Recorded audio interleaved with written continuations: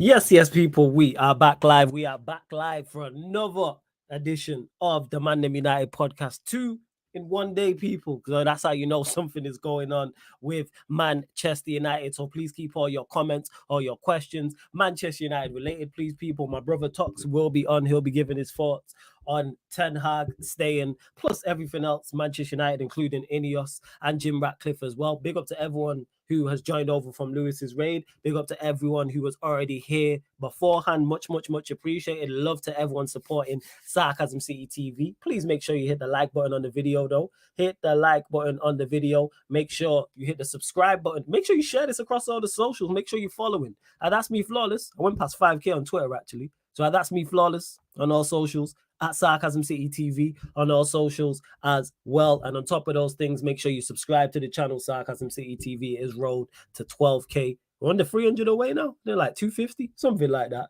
But yeah, over 70 people in here. Big up to you all, but we're only at 20 likes. Let's get up to 50 likes. Like check 1 2 1 2. Like check 1 2 1 2. My brother Tox is in the building. Yes, family man. What are you saying? You good? What are you telling me? What's happening, fam? I'm blessed, man. Long time, man. You good, first and foremost? It's been a minute. Yeah, I'm fantastic, bro. How are you? Oh, bless, fam. You already know. You went straight in. You get me? No, pause. You didn't warn me or nothing. Pause. Warn you about what? What did I not warn you about? Going live, innit? Oh, see, my bad. I knew you would hear. I knew that you would clock it. But if you weren't here, if I'd done the intro and you were here, I would have just messaged you. Because it was on me, because the Shameless ran over. Yo, you're here. You know what I'm saying? It worked, did it not? Did it not work? I knew you were clocking.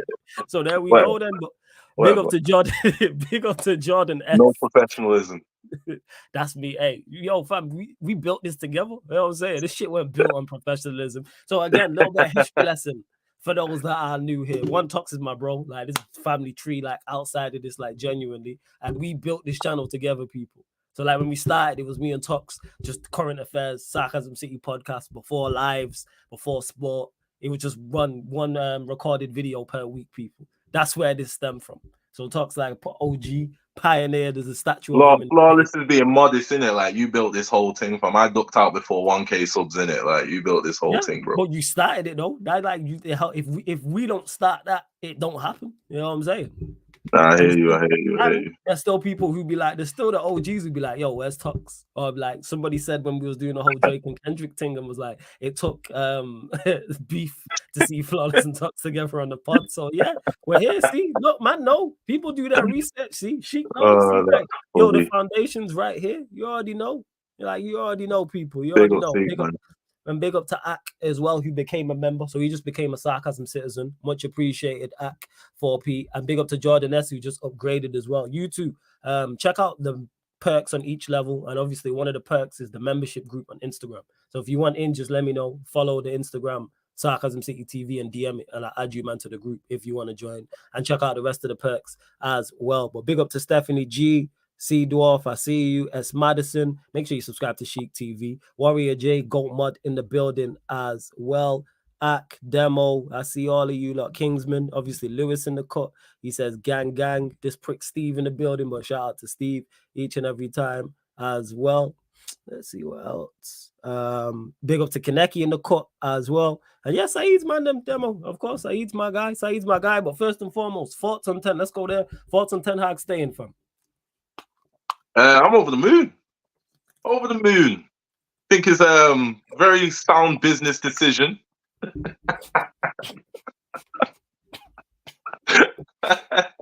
Everybody hold that, innit? Very sound business decision, innit? Like, I'm over the moon. My water, yo. I'm over the moon, fam. I'm over the moon. You know this. I'm over the moon. Go on, talk about it. Talk about why. I think it's a very sound business decision, isn't it? Like no doubt in it. Last season, this season, whatever you want to call it, poor, very poor. But there's mitigating circumstances for that, to which I'm willing to give man a bly for, innit? Last season was very much an outlier in his past 6 seasons, so I'm not willing to throw the baby out with the bathwater, innit? I get when he came, I said we need a project, innit? We need to actually see something through. And I'm not willing to see where it goes, innit? So I weren't willing for him to be sacked just yet, innit? We'll see how the 3rd season goes, and then I can make an informed decision. But nah, just sack man after just this season, and you've walked out with a trophy as well. Can't do that. It don't make sense to me, innit? Yeah, and before we carry on and we get to this, big up guys, they were cooking you flawless. I presume you're talking about the Molyneux game. I could be wrong, Tybo, unless there's something else. That being said, make sure you check out. I believe it was never a foul. Shout out to seen that goal. Shout out to Monts. Yeah, it was bad boy goal. Shout out to Monts and Cass because they did a watch along for the entire game. So make sure you go check it out. I am gonna do one as well once I get the footage. But when I do one, I'll do it in July, people. So after the Shout me for that. Yeah, pull up from 100%. Shout me for that.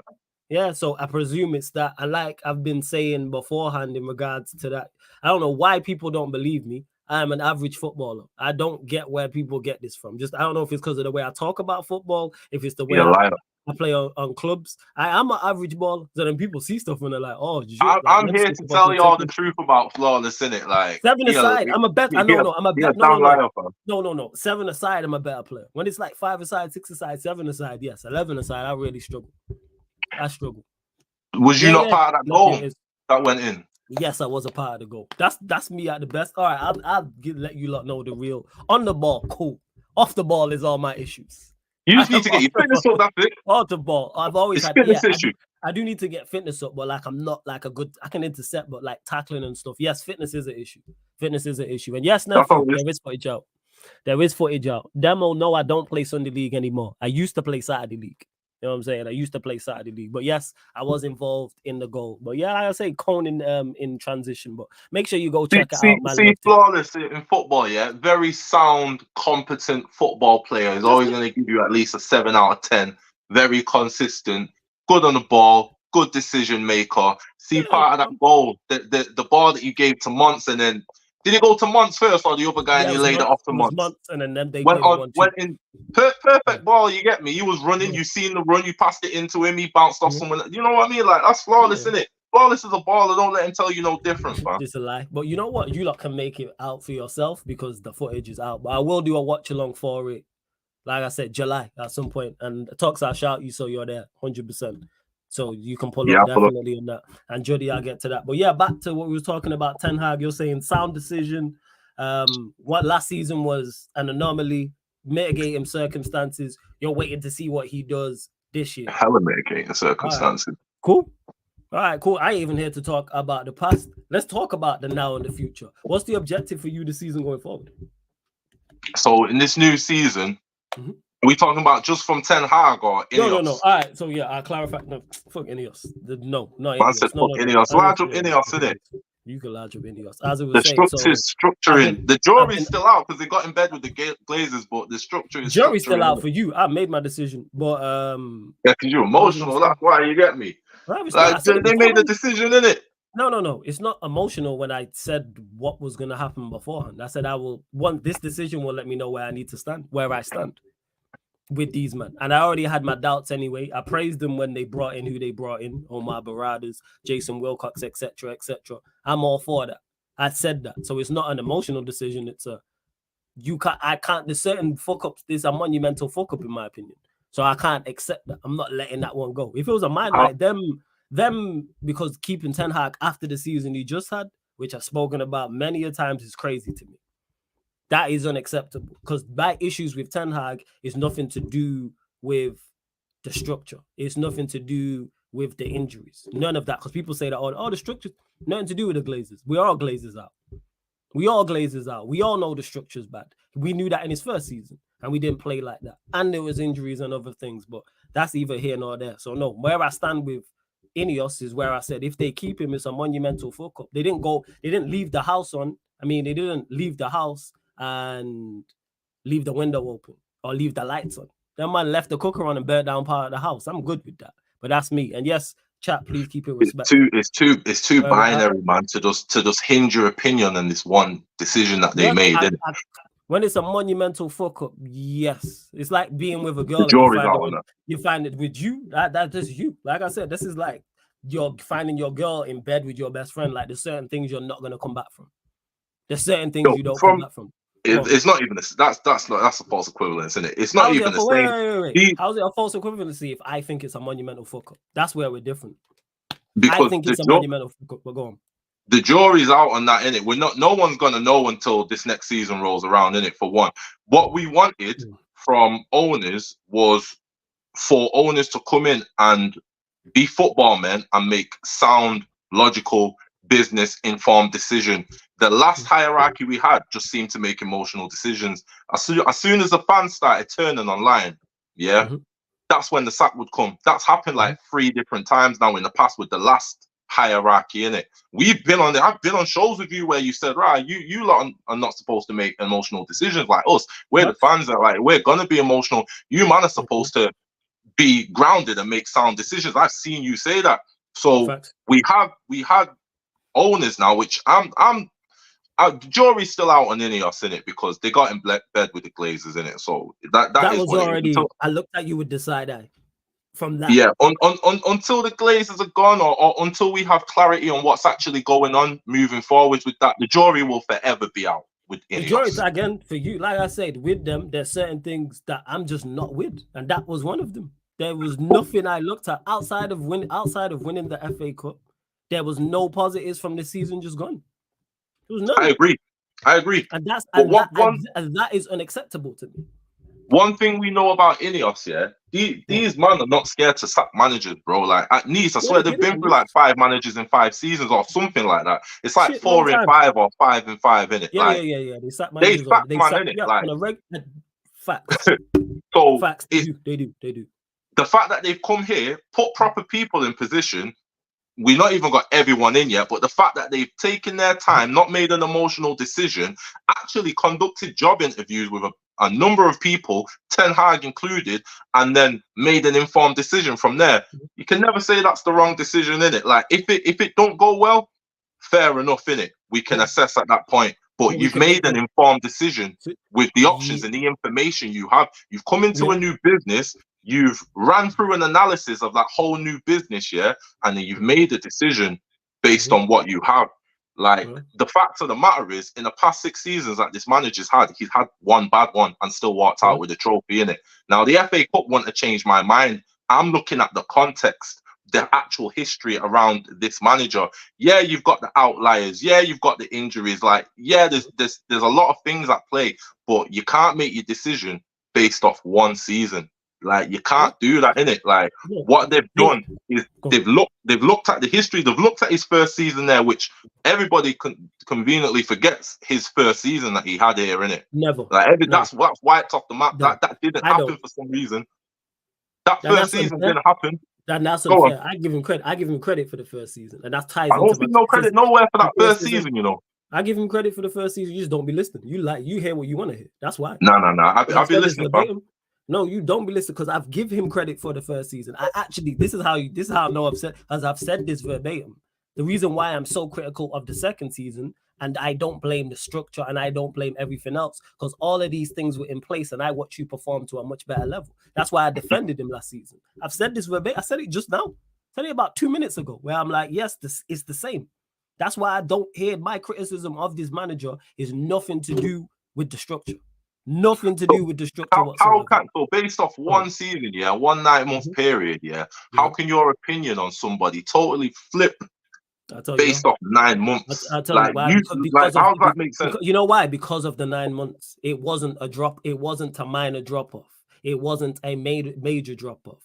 We fell down a never-ending flight of stairs and continued to fall. We had our worst ever league season. We finished 8th with a minus goal difference. We had our worst ever Champions League campaign. We had the worst Champions League campaign in British history. We had the worst Champions League campaign in English history. These things, and I can keep listing more stats, to me, and this is just me, everyone don't have to be like me, they're unforgivable. If we would have dropped from 3rd to 5th or 6th, and the football was slightly worse, and the results were slightly worse, I would have given him a blight. I tried to. I said this verbatim, and this is why I said you don't be listening. No, I did, because again, the chat will vouch for me on this. I was at bargaining for weeks. On the 5 stages of grief, the 3rd one is bargaining. There was a number of weeks where I kept saying, hey, you know what? The window wasn't good. Just go back to what you did last season. That's when did that bargaining take place? When was that? Before when did it was before Christmas. Yeah, it was before Christmas. It's when we played Palace. That's a short window, bro. Yeah, because time don't wait for nobody. That's why this is high level sport. We ain't gotta wait. We ain't got time. Nah, I didn't. Nah, it was before February, Kaneki, but I was at bargaining for a number of weeks. I gave him a blight. The credit in the bank was from last season. I was at bargaining for a number of weeks until whenever we played Palace, it was around then. That's when it really switched. It was around the Palace time because we played Palace twice and we played Were you very talking well. Palace was gone or? No. Like the Palace first early Palace on the game. season because we played Palace in the League Cup and played well and won. And then he switched You the team flipped before Christmas, fam. I remember it. No, this is again, fam. You're not even listening now. It was before Christmas. This is the point Right. I'm making. It was the League Cup. Yes, I did. I literally just said because Kaneki said I didn't turn until February. No, it was beforehand. It was around then. And I was at bargaining for weeks because with me, there's drop-offs and then there's monumental drop-offs. I'll accept drop-offs. No issue with that. I even accepted the window wasn't the best. You won't.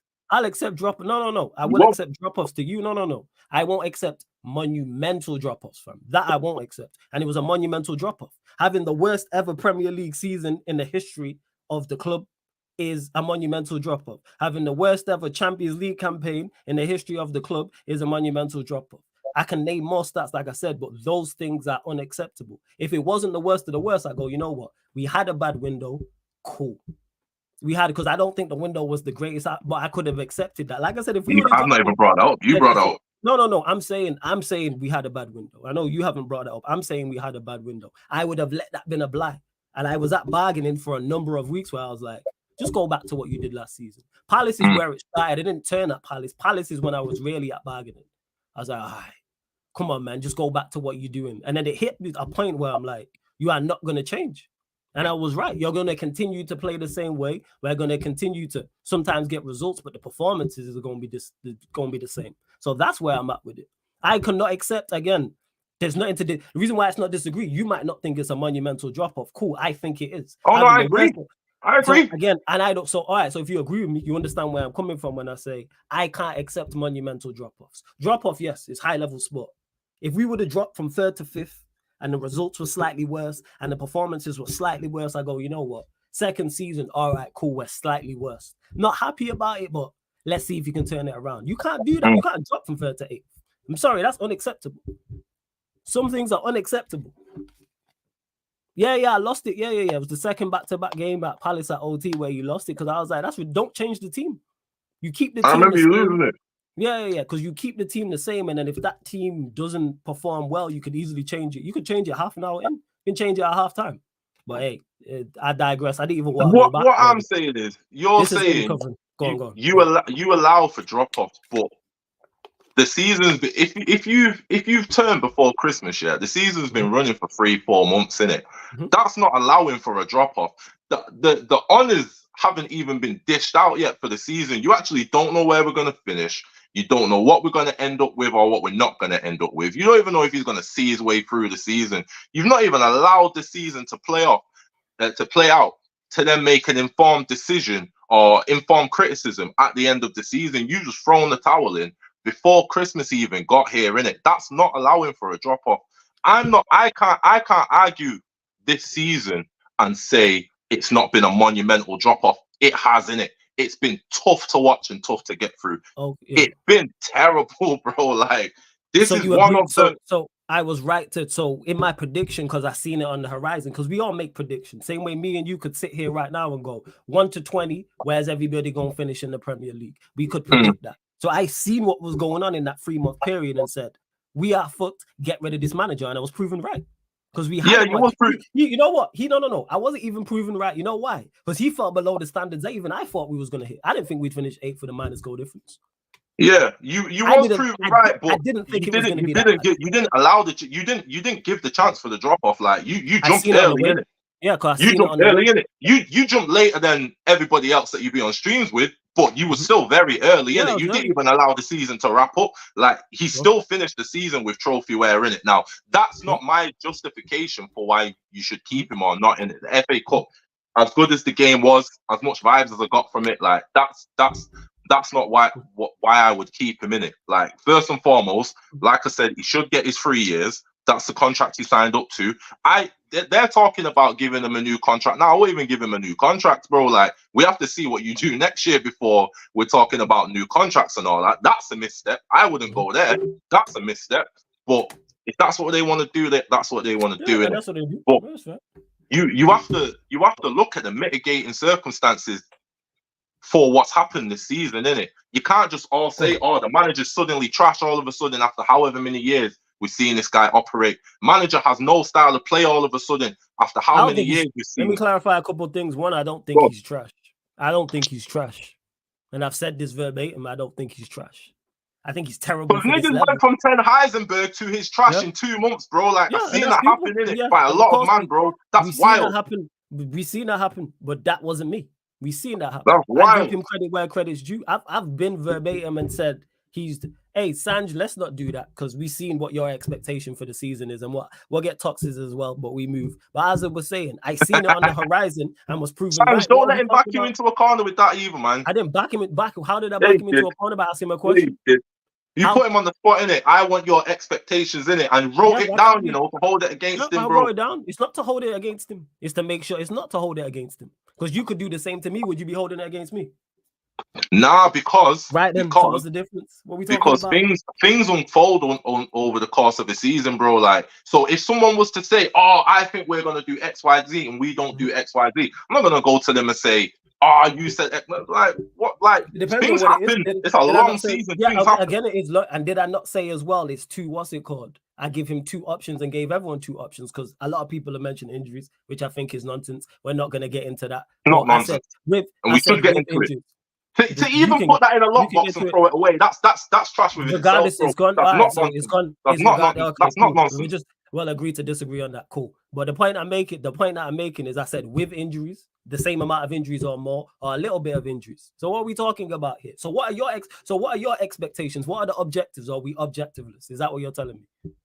Nah, you're never objectiveless. You can't be that way as a United. Okay, so what's the object? So what's the objectives for Ten Hag? So next season, I need top 4.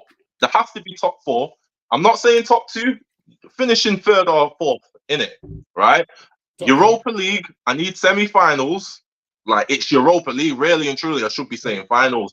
But the thing is, what I'm saying now as well, just a caveat, this can change based on the summer we have. Yes. Yeah. And I'm not just talking signings, I'm talking about ins and outs for backroom stuff. Because if you're bringing new players in, but they're having to deal with that same medical room that we've had to deal with this year, yeah, like your expectations is gonna have to change. People just do this. We're United, we shouldn't expect top 4, bro. Like, that's not who we are anymore, innit? Whether you want to admit it or not, yeah, the standards have dropped. We are who we are right now, innit? So all that we should, bro. 1 second. Go on. Let me just get to this. Thing is flawless. Sorry to cut you. I just wanted to make sure I didn't forget this. I happen to agree with you a lot of your points, and you're hearing me too, of course. But certain man shout people down when offering even a glimmer of hope or optimism, because a lot of people are tired. The reason why I hear it out is because I'm like, okay, let's see what I can hear new. But I'm asking for objectives, and to your point, Tox, because you mentioned it there, we'll do this again at the start of the season, before the start of the season. So I want to base the reason why I'm asking you now, and I'm asking some to base where we're at. That's see this comment. I want to know what people see this comment. Demo Guru. He said, "Fuck that! I want the league, or you're gone." 3rd season, fam. Like, who do you even think you are, bro? Like, yo, like, carry on, man. Carry on. So the ego from United fans is wild. Who do you think you are, bro? I grew up. I was born in 1990, innit? So my first memories, yeah, I seen it all. The whole of Fergie's years and after, I seen it all, innit? So I get it from a standpoint of we're United, but yo, in 2024, big 2024, who do you think you are to talk about I want the league next season when City have just won 4 on the trot, when Arsenal are actually well placed to do something? Not saying they're gonna, but they're actually well placed to do something. Like, who do you think you are? And this is why, like, it's like United fans lack any sort of historical context outside of Sir Alex Ferguson. We've been washed for 11 years. We picked up trophies here and there. Yeah, cool. That's all well and good. But we've been washed for 11 years, bro. The last big trophy we won, Premier League, my son wasn't even born, and he's going high school in a few months. You understand? Who do you think you are to talk about leagues next season, bro? Oh, go on. Carry on. Especially when things still aren't right at the club, bro. You still got a stinky medical department. You're still not getting transfers right. You still can't get rid of Deadwood in the squad. If your first choice centre back and your second choice centre back is out, the level that it drops from Varane and Martinez to then Lindelof and Evans and Maguire, it's a massive level, bro. Like, the squad's still not even sorted. So who do you think you are to be talking about I want leagues next year because it's your third season, when we've only just had owners that's coming in and talking like they're going to do something proper? Like, bro, whether you like it or not, yeah, we're United fans and yeah, we have history and but bro, that's not who we are, innit? You have to adjust your expectations to where we currently are. You're not that guy no more, innit? You're just not. You have to take that into consideration. I don't understand. Win the league next year. Who do you think you are, bro? That's wild to me, innit? Win the league next season is crazy. And that's wild to me, innit? And when I say, yo, get top 4 next season, niggas look at me like I'm crazy, bro. Like, what else are you expecting? Yeah, because in Eric's first season, we weren't even expecting top 4, bro. We had a shitload of players leave. We had a shit transfer window, to be really honest. Like, we spent money. But even that's a fallacy within itself, because United, number one, are always going to get taxed out the ass when they buy someone, for one, and for two, we don't even have the right people in position to actually spend appropriately. So when man say, "Oh, he spent £400 million or whatever the case may be," yeah, because number one, we're getting taxed, and number two, the people making decisions are idiots, bro. So yeah, when you look at 86 million for Anthony, we're the only club in the Premier League that can spend that, that would spend that. Anybody else would have got him for 45 maximum. But this club's hierarchy still co-signed that and said, yeah, let's spend that amount of money. We're the only club that would do that. That's United. So even people bringing up transfer funds and all that, that's all a fallacy, bro. Remember who you are and the situation you're in, and the things. There's so many moving parts at play, and these are the things that smart businessmen will look at and consider when they're making decisions. You're not just going to come in and say, "Oh, this guy is a shit season," like, we're out the Champions League. Like, there's a million different moving parts as to why things happen. But back to, because I'm tired of going over old ground, and to Sanj and others in the chat, people say wild stuff on both ends. I can't vouch for them. I'll respond to what people say, whether it's either or. Expecting to challenge for the league under this circumstance is crazy. Also, to me, finishing 8th and everything being as bad as it was, and the monumental drop-off, is also crazy. That's why I would have got rid of him. But besides all that, and this will change, back to what we were saying, because we went off track.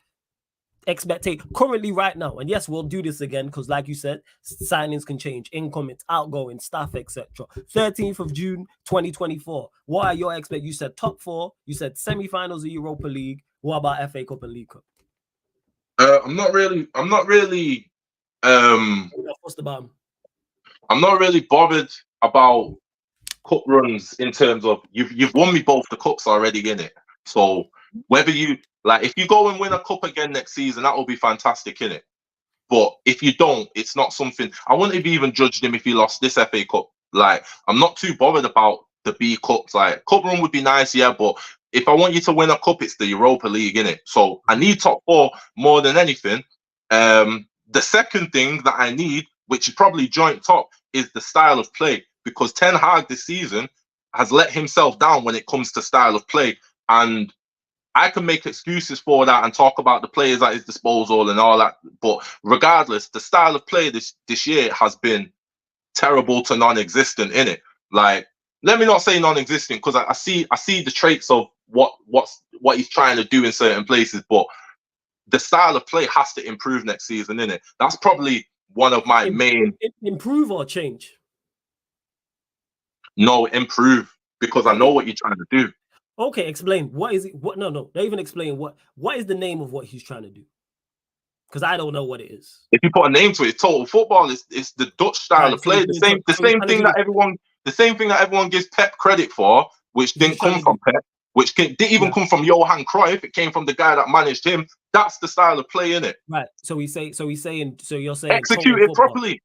Cool. All right. Execute it properly, because the thing is, and people talk about the gaps in the middle of the field. Yeah, that's because you've got one half of the team doing one thing and the other half of the team doing another.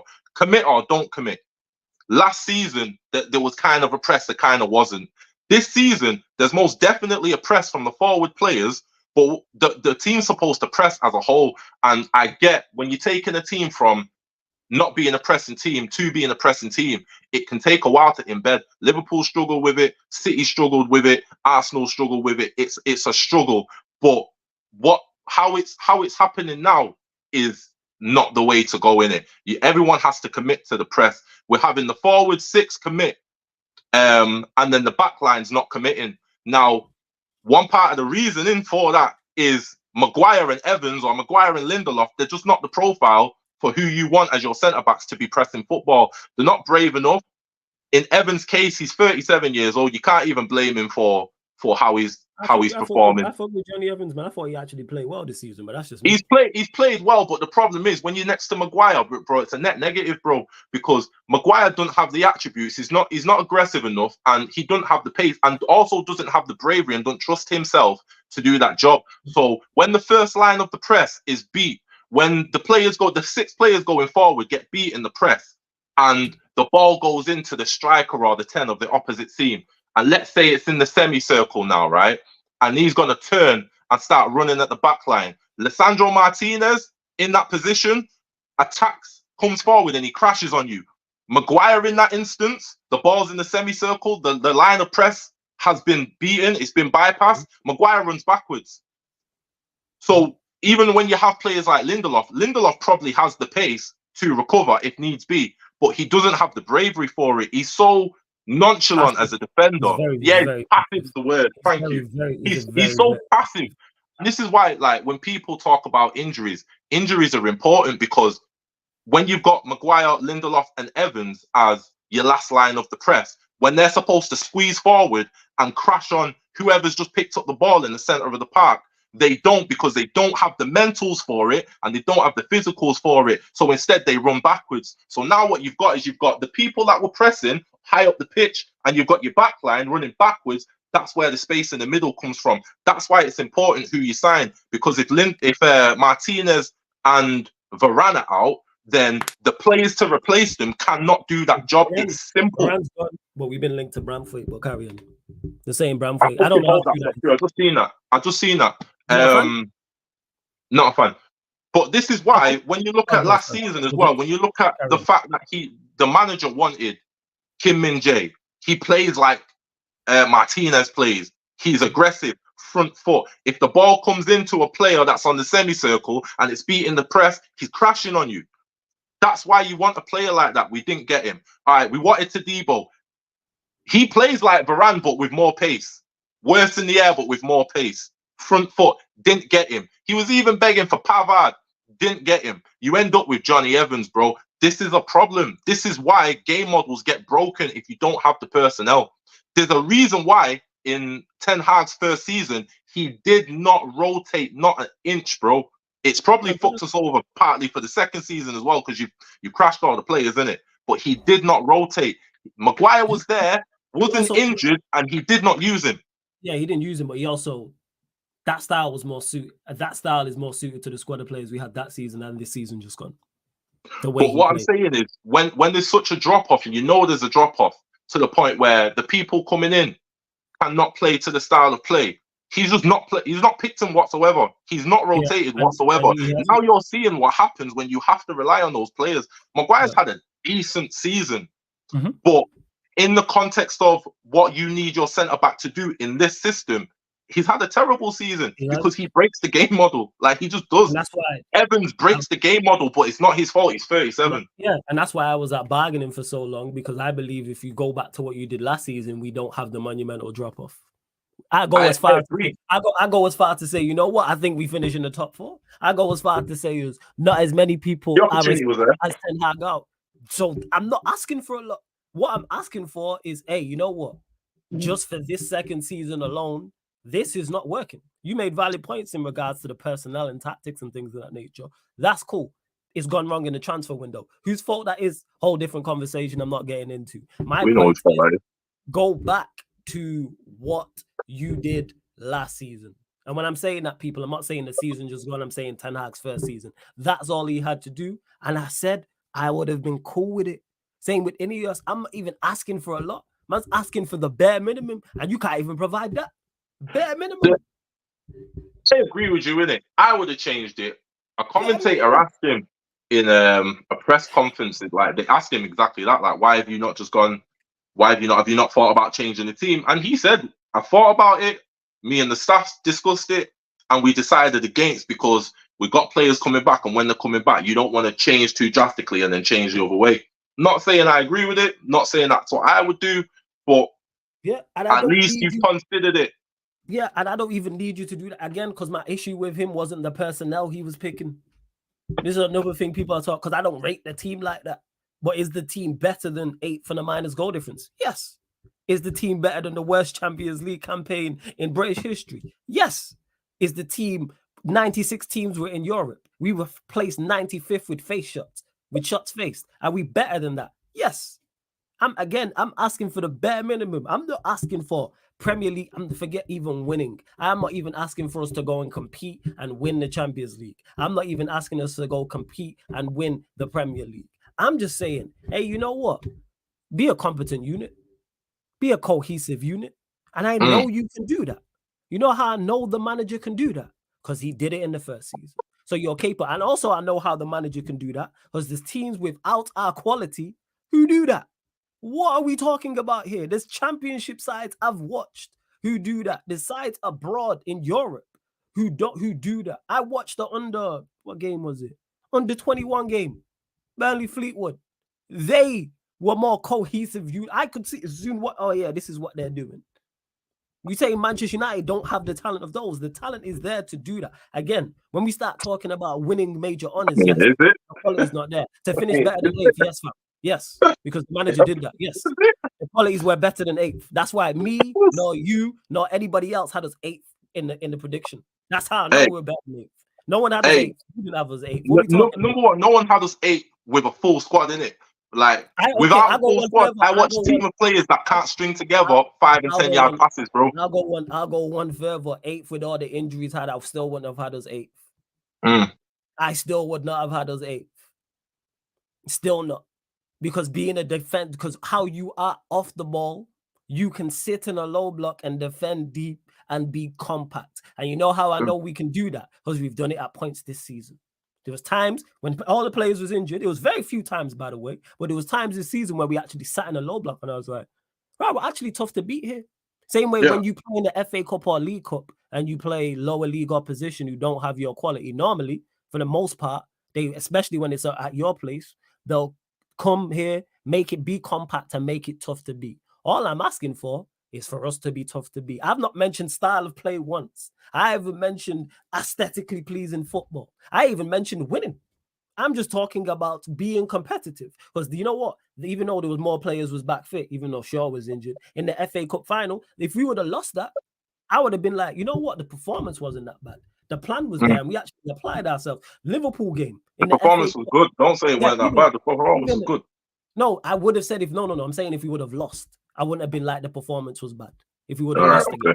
That's the point I'm making. Even the Liverpool game, when we was 3-2 down and 2-1 down, yes, I was disappointed and mad that we was losing the game, but I could see what was going on there. And we can do that against 2 of the better teams in the country, but I can't do that against everyone else. I think, and listen, I'm honest enough to tell you when I'm making an excuse in it, and I'm just pulling the theory out of my ass. That's one thing about Tox. He's honest with his bullshit. That is true. I'm just pulling this theory out of my ass in it, but like, because we've seen him go to that, but with teams he respects. So when it's a Liverpool, he'll change it and he'll try to be more compact and things of that nature.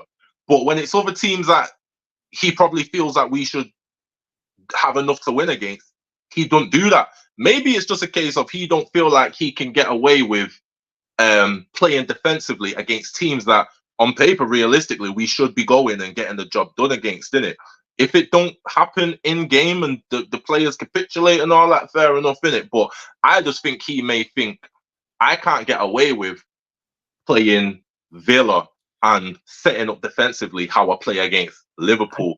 Maybe I'm just pulling that out my ass, but maybe that's the case because we know he can do it. Like one thing about Ten Hag, and this is factual. One thing about Ten Hag, he is one of the more tactically flexible managers. He has different things he can go to. I've watched him, especially with the Ajax side, build a team, have it taken apart and build a separate team. Like the principles were still there, but like the second team was different to the first team, innit? Yes, So he is tactically flexible. There's been times this season, Liverpool at home in the FA Cup, where he'll just throw Carson to the wind and Anthony, you go left back and change things. We've seen it in the first season. Remember, this is the manager that in that first season, he scored the most goals, got the most points from changes made. Yep. Like, so we know he can do it. So the stubbornness to not do it, like I said, I'm just pulling that out my ass, but maybe it's just for we're United. I can't get away with setting up defensively, regardless of whether I like these players or not. So maybe that's why I don't know. Yeah, let's say that's true, because there is actually value to what you're saying. So I get that, and that's a mistake on the manager's part not figuring that out. Because I figured that, and let me clarify this: I am no footballing manager. I do not know more than Ten Hag about the game of football. I am not more qualified than Ten Hag. I don't have more experience than Ten Hag. This man is much more experienced. Has probably spent the vast majority of his life within footballing circles from whenever he started, whether he played or whether he started coaching. How can you not see this? This is where my frustration and my issues lie, is that I can sit and watch this. Again, I am not qualified, people. I could not be a manager. No way could I be a successful manager at any level in the professional sport, never mind at the highest level. And I can sit and be watching a watch along with a game on my phone screen and go, yeah, this ain't it. And the manager who's there can't see it. That's where my issue lies. Again, it's all the simple things. That's where my biggest issues lies. And this is the same with Ineos. This is my same problem. I legit would have accepted a tier C manager. I'd have been like, not my first choice, not over the moon about it, but okay, let's see how this goes. Not over them, because everyone knows that I wasn't a De Zerbi fan. But it's insane to me you saying stick with a manager who's had this monumental fuck up. So that's, now we know we're on the same. It's the same. But no, but let's stay there for a bit. I say it's insane because here you have a manager over 6 seasons of work hasn't gone trophyless. Over 6 seasons of work. Talk about it. Let alone here has last season was a very good season. Style of play wasn't the usual Eric. You're talking about the first season or the season before? I mean, this first season. Sorry, first season. Style of play wasn't exactly the Ajax style of play that we was expecting, but it was a good brand of football. Like, let's not get that mistaken, because people do this whole revisionism thing where they act like the first season wasn't good. Like, no, like we had a good season. We was very good. We was very good going forward.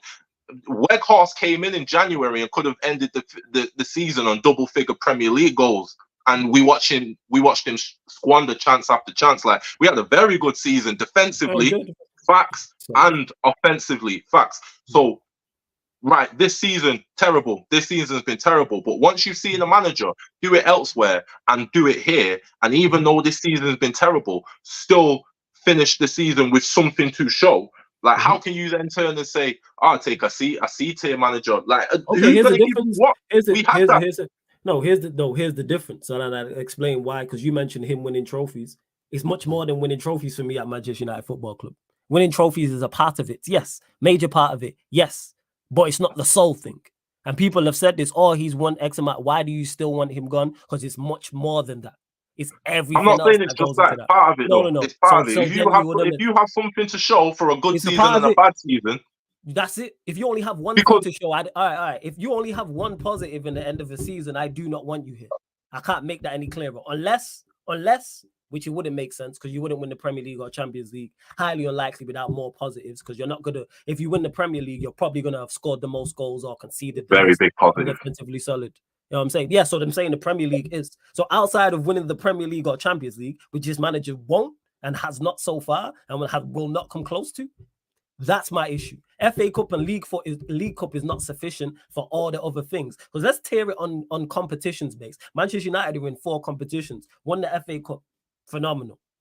Premier League, woeful, worst ever season ever, minus goal difference, all that stuff, finished 8th.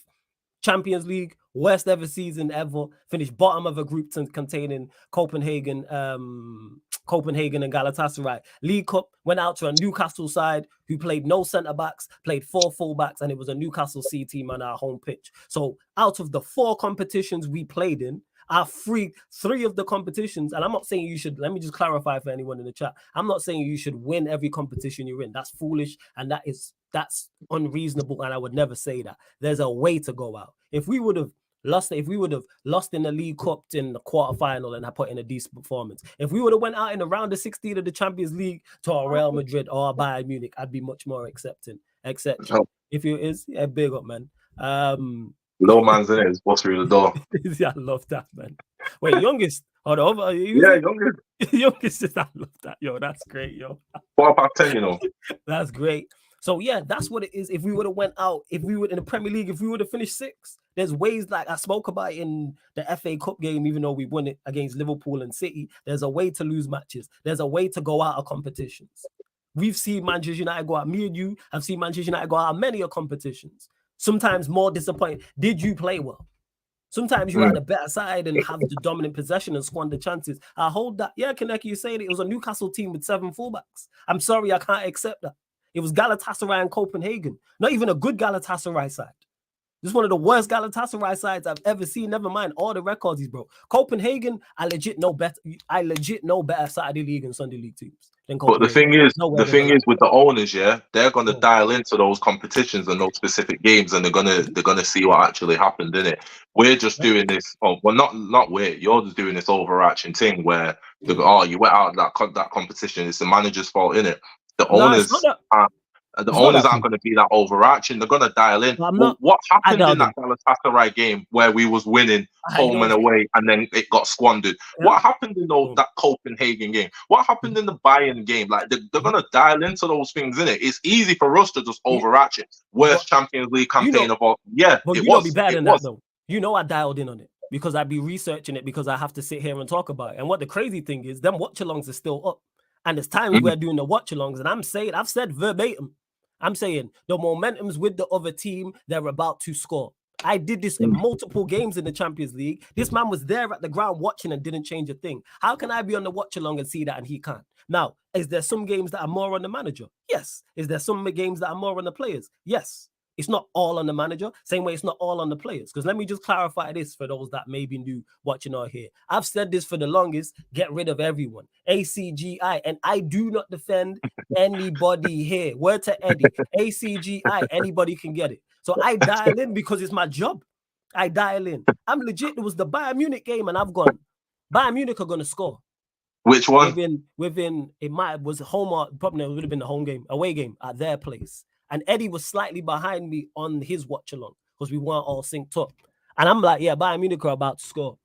And then I've gone, in the next sentence I've gone, Bayern Munich have just scored. And Eddie's gone, you're lying. So Eddie, on my life, you're going to see it. Now he's like, you lying. And then he's seen it. I can see it. I can watch games and go, this is not going right. Now, Copenhagen, for instance, I use that as an example. That's more on the players. That's more so on the players. You man are 2-0 up away at Copenhagen, even going down to 10 men. It was a stupid challenge by Rashford. I blame the players more for that. Now, could the manager have done more? Yes. But who's that more so on? Definitely, without doubt, more so on the players. Why I don't back any of these players.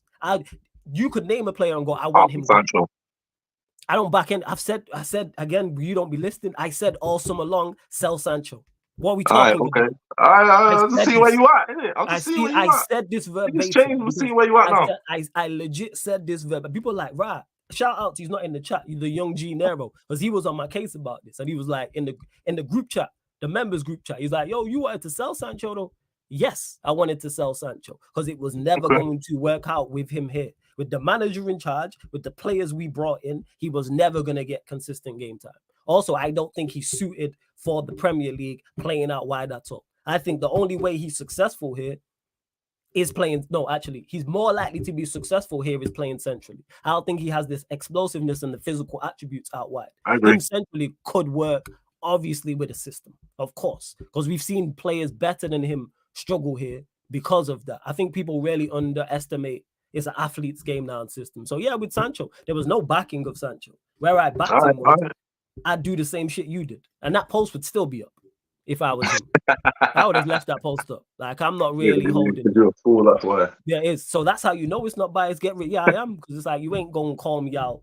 I've had people call me out in front of 20, never mind millions. No, fuck that. I can't, like, I'm wired different. I'm sorry, like, that's not going on. Like, I'm not with that. But yeah, that's what it is. So is it, or let me just clarify this, is it all on the manager? No, of course not. This is why I want these players to go with him. I'm tight. I'm sick to the, there's no player I'm fighting. Me and you could do a keep by sell, and you could say sell everyone, and I'm giving you no pushback. Pick a player. As much as I like Casemiro, one of my favorite players overall right now, if you said sell him, I go, cool. I said, cool, I hear it. Our troops asked me that I'm back again. And he's like, right, you'd sell Casemiro. I can't defend what he did. Because my issues with Casemiro, very much like the manager, are nothing to do with the system. People spoke about him defensively. My biggest problem with him is on the ball this season. Because you're much better than that. You giving the ball defensively, I forgive because of the way you play and you're aggressive and you press. And people will bring up his poor numbers in regards to tackling success and duels. I hear that. On the ball is my problem with you. Players I like here, Sancho, Sell, Ericsson, I'm a fan of. Keep it stepping. Johnny Evans, I've said, fan of as well. And to Demo, who says, all jokes aside, who do you think we get in the summer? I don't think it makes a world of difference, to be honest. But that's just me. I'm just here so I don't get fined. It makes a difference. It makes a difference to you because you still invested in. I would have talks. If I didn't do this for a living, I would have stopped watching. I've checked out now already. I'm not involved. I'm not even involved after Ten Hag because I don't trust these men to go and get the right guy. Because even the names we was linked to was very lazy. Everyone we was linked to was in the Premier League or had worked in the Premier League. So there's not other. Yeah, but with that, you don't know who's chatting shit and who isn't, bro. Like, with that, I hear that reliable sources. None of the reliable sources came up with anything. If it's not the Athletic saying it, bro, I'm not listening to anybody unless it's the Athletic, bro. I'm not listening to anybody. Ornstein in particular, yeah. And I can Ornstein's the only one I'm listening to like that. Ornstein, Romano, Laurie Whitwell as well. If it's not them two, I'll check him out. Also, Rob Dawson as well from ESPN. He's another. Don't even put too much stock into that. Like they interviewed who's available in it, if that's the case. But who is there to go get, bro? There isn't the top tier manager, bro. You are going to get that C list. My thing is, we had that C list manager in Ollie, and we had full call to show for it. Don't do that. Ollie ain't C list. What list you putting him on? He ain't on the. You don't make a list. All right, fair enough. You don't make a list. A C list is disrespect. C list. Let me just clarify. When I say C list managers, I'm talking about managers who will come into the Premier League and solidify you as a Premier League team. So anywhere from 14th to like 8th. Thomas Frank I put on the C list. De Zerbi I put on the C list. Eddie Howe probably a C plus. Actually, no, he made Champions League. That's disrespectful. B minus. No disrespect to Eddie Howe, but he wouldn't. When he was at Bournemouth, C plus. I mean, not C plus. He's a C. If that's C list, and yeah, Ollie's got to go back. That's C list, yeah. Ollie's because he can't get, like I said, and me and you was having that debate. Hey, when Ollie gets sacked here, he won't. I remember that conversation, not with me and you, but me and you had them conversations on there. Oh, when Ollie's successful here, don't celebrate. And I said verbatim, once he gets sacked, he's not getting another job in Europe. All years later, why is this man still not got a job? Same with De Gea. Oh, we need to keep De Gea. How come De Gea can't get a club? Can't get a sniff. I'll say to you, like what I said to you when we was Ollie out, innit? Sorry, that made me laugh. I'll say to you what I said to you. Go on. So it's like looking at Ollie at the time, it's like when it started to go wrong, you've done nothing, nowhere, which ever can convince me that you could ever turn this around. Absolutely. That was always my issue with Ollie. Like when he first came in, Ollie's at the wheel, yeah, that was all fun and games, innit? But when it started to go wrong, you've done nothing, nowhere to show me that you can ever turn this around. Even the time you've been at United, there's nothing of note that you've done. And I'm not just talking about winning trophies. I'm just talking like changing games and things of that nature. Like, well, like when did he ever change his formation and change a game up? Like, you know what I mean? Like you've done nothing, nowhere to ever show me that you can turn this around. That same premise I had when I was Ollie out is the exact same premise I have now for why I say give Ten Hag his third season. And bear in mind, I'm not even saying give him a new contract. I wouldn't. I'd have let him see out this third year. You still have an option to extend a year further if it's going well, or if you threaten that he's gonna go somewhere else, or you know what I mean. You have that option there. You don't need a fresh new contract. But I'd still let him see out this third season for the same reason why I didn't want Ollie to go any further in his job. You've done something somewhere, not just here, but somewhere and here to say that you can turn this around. You've done it. So let him have his third season under a proper structure. Take the transfers away from him because he's been freestyling the shit out of that. Fix certain things in the club like the medical staff and the backroom staff. Let's have a proper window and run it and see if this time next year we've got nothing to show for it and he's not made top 4, then fair enough. Thank you for your time. Thank you for your service. Off you pop to wherever else you think you can go and win trophies, like you said in it. But like, yeah, please, at least you've shown me something here and elsewhere to say that you can turn this around, in it. That's the only place I'm coming from. That's the only place I'm coming from. And in regards to the managers, the reason why I would go, like, I'm happy to, not happy, that's the wrong word, but would be okay with getting a C-tier manager if there was levels he could go up to. It's like, right, you could be B level, you could be A level. Did I like the managers we were linked with? No, in regards to particular. But De Zerbi, are you someone I've been critical of? So critical of, I've had debates with people. However, if they were to go and get him, I go, all right, this is something I see as to why. Now, could De Zerbi get to a B level? Yes. Do I believe De Zerbi is good to get to a B level? Yes. Could De Zerbi get to an A level? Some people believe he could. I personally don't think he's that guy to take you to go win the Premier League or Champions League. However, what you can do, because I'm going to get to the point Sani made about Arteta, maybe he's Arteta. Because what Arteta has done at Arsenal is very good in regards to, he's put them in a situation where they are now 2 or 3 players away and a new manager away from being actually able to go and win a Premier League. When he goes, that's when they'll step up in it. It is. Who? When Arteta goes, that's when they'll. But here's the issue that lies. There's the issue that lies with that, because he's done well. You got Arsenal fans who back him, and too, I don't think they get rid of him. Yeah, they don't get rid of him, and that's the drive. And the reason why I brought that up is because Sani. Oh, I missed the comment, but Sani said something about Arteta, and was like, "Oh, he finished 8th twice. Maybe Ten Hag does that for us." Like, I don't want an Arteta rap Manchester United. That's no, because what's he done at Arsenal that's so great? In regards to what? There's a reason some Arsenal fans want him out, because they don't believe he's good enough for that job.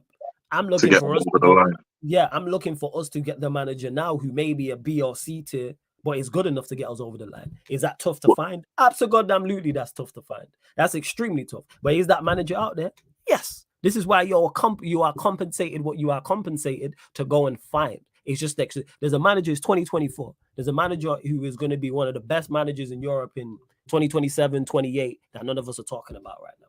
So if I'm looking at it from Ineos standpoint, being purely cynical, right? Let this manager then, who's experiencing some form of success and has a read on these players, let him continue to do what he's doing and do the job that Ollie should have done, which was pretty much be a director of football and clear out the players that ain't got it. Like, let him continue, and that manager that you think can come in the future, whether it be a Kieran McKenna or whatnot, let him come in to a better situation. Because anybody that comes into this situation now, bro, it's not going well for them, innit? There's a lot of things that need to be fixed before you get that manager in and tarnish him already. Ten Hag's already been through the wars, and whether you like it or not, he's come through it successfully in his first season. His second season, not successfully, but he's still produced you something. Let him stay in the wars and do whatever he's doing.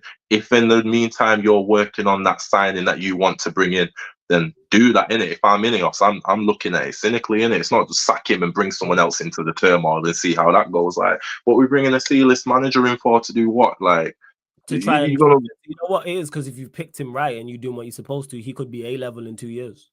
So and then the problem with that is you're making a rod for your own back, because whoever you bring in now, say you sack Ten Hag now, bring in another manager. Bear in mind, the majority of the fan base doesn't want this manager to be sacked. As soon as this new manager comes in and doesn't win silverware in his first year or his second year, like Ten Hag did, problems, bro. You go around creating fires. It's fuck the fans. We don't run the club. What do you mean? Nah, like, we don't run the club. No, it's not. We don't run the club. If fans was in charge, if fans were still listening to fans, Ollie would still be here. That's not just a fan. That's not just a fan thing, bro. It's a media thing, bro. City have 115 charges and are suing the Premier League, and whether Eric Ten Hag staying or going is a bigger story, bro. It's not just a fan problem, bro. It's a world problem, bro. It's a world problem. Your job, you are You hired can't for forget Manchester. that, bro. That's a big part of the job. No, because Ineos and everybody else is hired to do what's best for Manchester United. Not what's best to do for the fans' feelings. That's what they believe they've done. Media feelings. Exactly, and that's where we disagree. And when Ten Hag fails this season, when actually he won't fail because there's no, what's the word I'm looking for? There'll always be excuses. That's one thing this past season proved to me. There's no failure. If we finish 8th with a minus goal difference and don't get a trophy, or I'd even say 6th with a level goal difference and we don't win anything and the football's still the same and the new players that's maybe slightly better and we get a little bit of impetus from them, that's it. There's always going to be excuses. That's one thing. Wait, go again. Are you talking about season just gone or next season? No, I'm talking about this season coming up. So if we finish 6th this season and it's the exact same but no trophy, that will be deemed a success. He's gone. He's gone. He's gone. Do you think you would expect Ineos to finish 6th? Bro, they're not. What about the fans? The fans are going to accept it. The fans are going to accept it. Bro, listen, majority of these fans, their sentiments changed based on what happened in the FA Cup. I've been saying Ten Hag in it, regardless of that. Yeah, I've been consistent in that. But majority of these fans, bro, that the FA Cup changed how they felt on things, innit? Because I've seen everything change before that game. Crazy. It was crazy. Especially, was it Crystal Palace that cooked us? Yes. It's 4-0, wasn't it? Palace, yeah, it was Palace. Bro, after then, bro, I seen everybody change, innit? I seen everybody. I was still saying the same thing.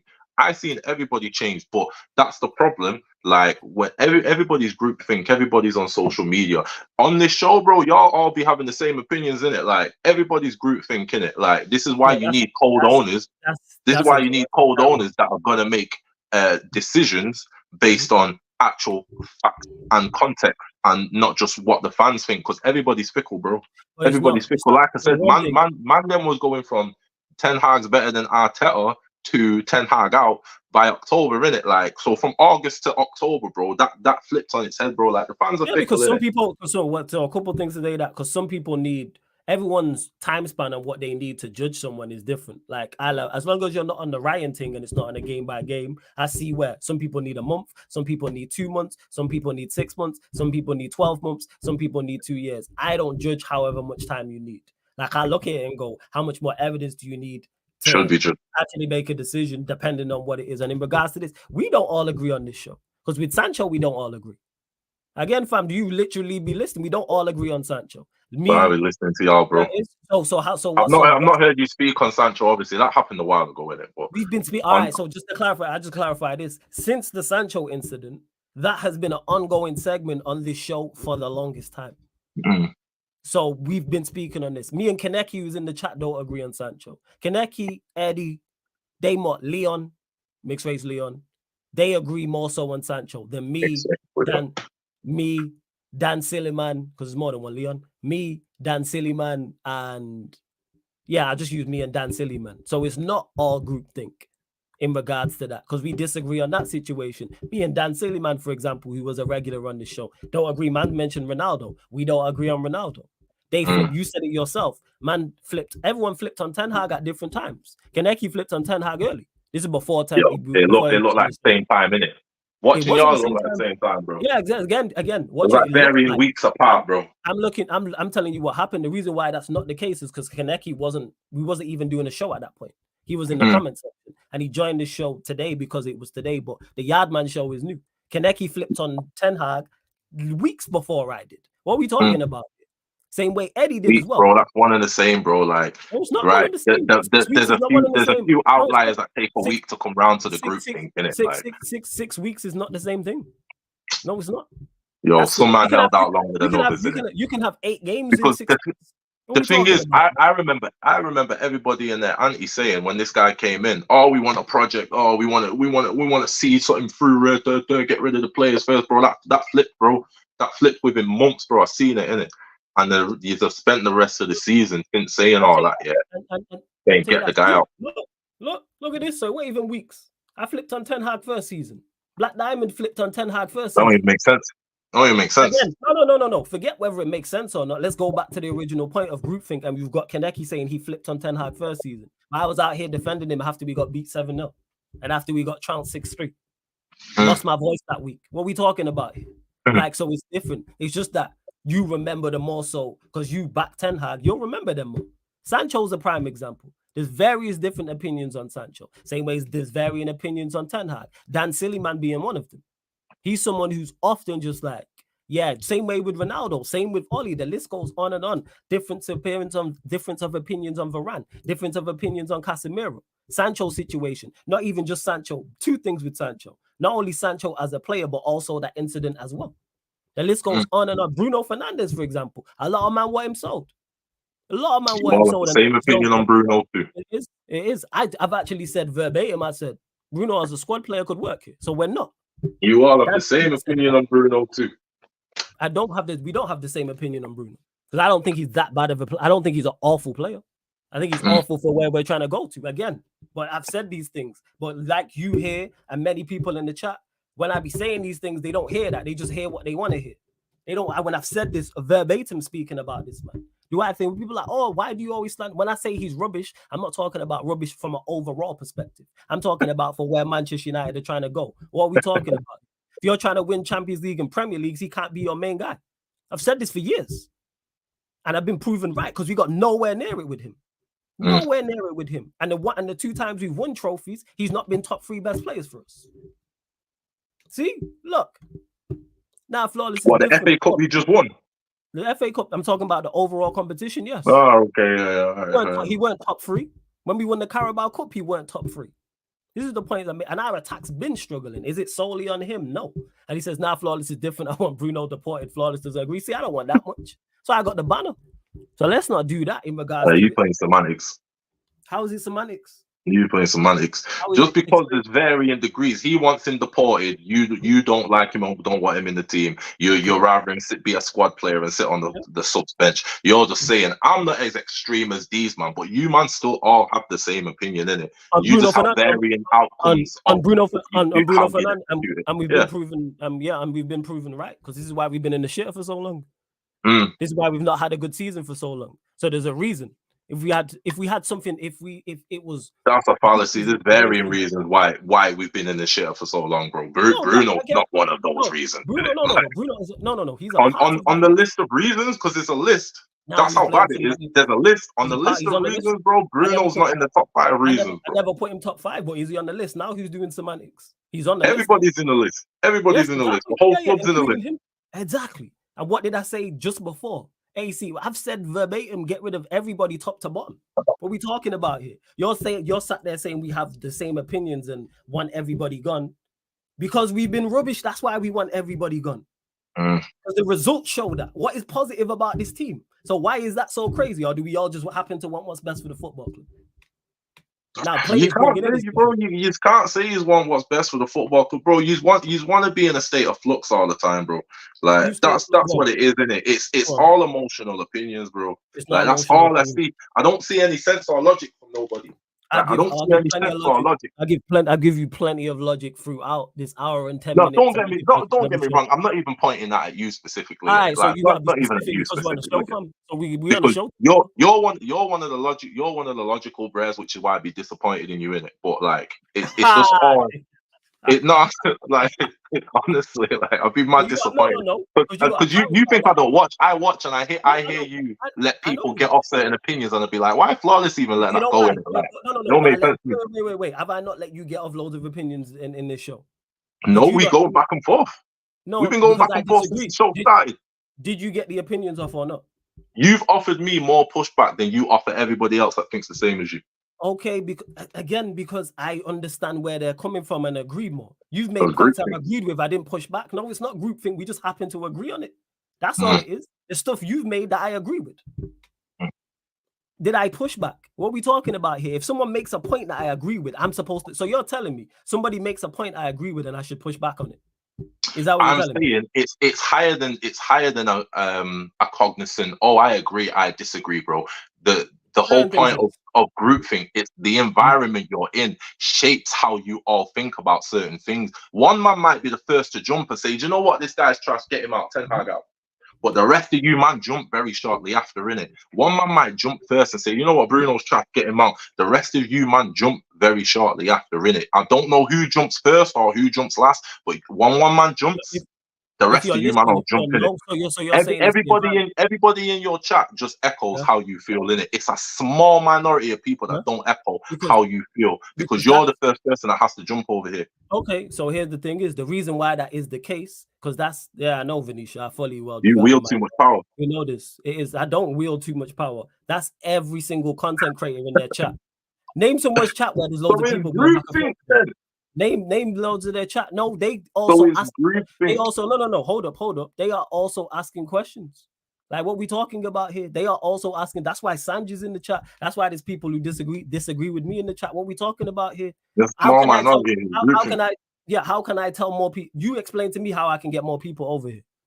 Exactly, man. You've got to be more balanced. You have to be more balanced. But you're not balanced because you're part of the group. I'm extremely balanced. I am not groupthink, so don't do that. See, someone said you Thanos. That's facts. I'm not Thanos. I wish I had the power of Thanos. You know what I'm saying? Thanos, bro. You know what I'm saying? I'm not Thanos. I wish I was Thanos. Thanos would have more. If Thanos had a YouTube channel, he'd have more than 11K subscribers. I'll tell you that much. You just ain't sold your soul to Illuminati, innit? So whenever you do 100% for the right price, I will do. 100%. It's a fact, without doubt. But yes, I cannot. All you man do better, innit? It's not even a question of all you man doing here. And I have a fan calling show that's open for anybody to call in. And I've had man call in and disagree with me. That's cool. Man are open. You know what it is. You know what the case is. Then man, you know what? This is how, again, being in this space, I know what it is. Most of the people, I'll tell you the truth, most of the people don't have the bottle to disagree. That's what it is. And let me clarify this. In the live chat, after the show, wait. After the show, people will comment. On other people's shows, people will comment. Someone called me out on Steve's show. I was doing a fan calling show. You know what I said to Steve? Tell him call into the fan calling show. Did he call in? No.